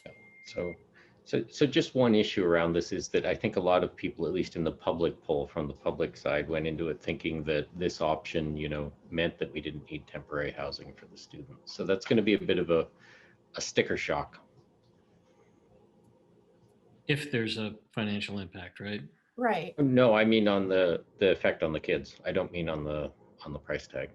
Well, if it's going to be, you kind of have to weigh out the two options. It's like, the school can still be maintained there, and they still can have, there's two types of disruption. But I One, think, I think David's, yes. I mean, I think Eric's speaking to like the survey, and like all of a sudden people might have voted for this option because unlike the Hadley option, kids get to stay and not be disrupted. And now Thank you. maybe this option isn't as great for people because there is going to be a educational disruption. But you know, I don't know, is Max on? I What- get that, but there's no way for us to sort of like understand to what extent that might be Yep. true. So And I don't want to delay Right. this any further. Is Max on? I mean, there's what the students experience, what the parents experience. no, but What I'm hearing is that the portables these days are a step up from going to school in the basement. I could be wrong. or I mean, it might be a necessity to have the kids out of that school because of the conditions of the school, if that is a problem. And I don't think we can do anything about this right now. I was just making comments. So let's Good point. let's move on with the original plan of getting more information to make the decision between the two schools. So let me throw it out to the professionals. How would you prefer to receive questions or Wait, can I ask, wait, before we even do this, can I just ask Vivian a procedural question? Hey, Vivian, Yeah. if we don't vote for this tonight, that means the school committee can't vote tomorrow night, right? correct. So that means we push that off for 2 weeks. Is that gonna be a problem? I mean, The PSR needs to be, I know that we have been broadcasting the November 6th date. That is our final submission. We need to give them a draft version of it on the 27th, which is 2 weeks from today. so I think like we're I don't know, you guys, like, okay, we have to. Oh, right now, this is a toss. I don't have information to make a decision. Yeah, no, I completely agree. And this is like not, I mean, this does matter. I would say this is a pretty big decision to make on Yeah. the fly. So- This is like silly to even consider not talking about it for an hour. I think it would be best if you guys ask. Maybe we schedule a school committee meeting for next week if Yeah, possible. you know, we can do some special something, Okay. right? Like, we don't have to, it You doesn't have have to be a time full to meeting. schedule an off-cycle meeting. Yeah, we can. So these slide decks are definitely, I just checked, they are up on the drive, and I will triple check once we are done. I will also upload the recording of this presentation to the drive for anyone's viewing pleasure. If you do have questions after reviewing them, I think, Lee, it would be best if you sent me the floor plans and I could upload those to the drive as well. That way everybody has access to it. Are And you saying, one question, are you saying like break them up into the floor plans instead of a slideshow? Pam, how was it Yeah. easier for you? Well, no, if these are the same slides. If this slide presentation is up there, these are the same things, but it's really helpful to look at every level. So I think this is sufficient. Does this have to be looked at in slideshow and PowerPoint, David? I put it It would as, have to be, but we can make individual PDFs, Lee. That would be an easy thing. Why don't to do, and why don't we take really should do that. quickly by tomorrow morning, Mhm. make these into individual PDFs so everyone can view each floor floor. plan separately and not have to go through some weird slideshow PowerPoint thing. Yes. And we'll make them all available by tomorrow morning. And you can send them out to everybody. And you guys can start putting your questions together. And your questions are not hard to answer, you know, and then you reschedule your smaller vote for the school committee, and on Thursday night we meet for an hour. We quickly go over these two and what your questions were and answer them. You ask more questions, and then we'll let you vote. So will you guys all look in the Google Drive tomorrow on October 15th meeting? That's where this will be. And then email me questions. And by the end of the day tomorrow, Lee, I'll email you whatever questions I've received. great. Piece of cake. Jose, you have your hand up. Yeah, so if the meeting's on Thursday, I won't be able to make it, but I just wanted to add one comment that wasn't something that wasn't really brought up, but that I appreciate with the vote that what happened. One is, the unity of the kids being all together and minimizing the transitions between the schools. So we have one elementary, one middle school, one high school. I think that's great.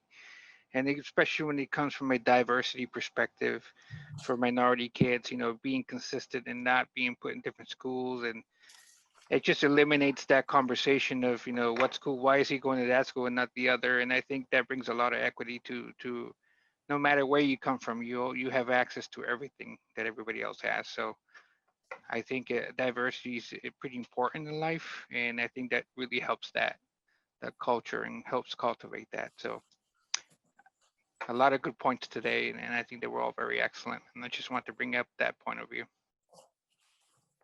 Thanks. So does anyone else have problems with just tomorrow at some point, just shooting an email to me, and then I'll put everything in a document for Lee and the whole team. And then we'll meet at a Zoom meeting at 8 o'clock on Thursday night, the 15th. Mhm. And our goal is to have an efficient conversation. Sounds like a plan. All right, I appreciate it. I know some people can't make it, and I don't know, Vivian, there's no way to vote in absentia or anything, is there? Or if someone, Zoom is about as absentia as it gets. okay. All right. So do we have to, so we can't take the PSR vote either then, so. Nope, we will have to do, once we have the preferred option 1 or 2 for the district-wide K through 4, then we will take a vote to submit that option as the preferred option to the MSBA. Sounds good. So what are we left with now? Just a motion to adjourn? Yes, please. I move to adjourn. Second. All right, anyone with any objection to adjourning? Who seconded? I apologize, I didn't catch that. Me, Kevin. Thank you, Kevin.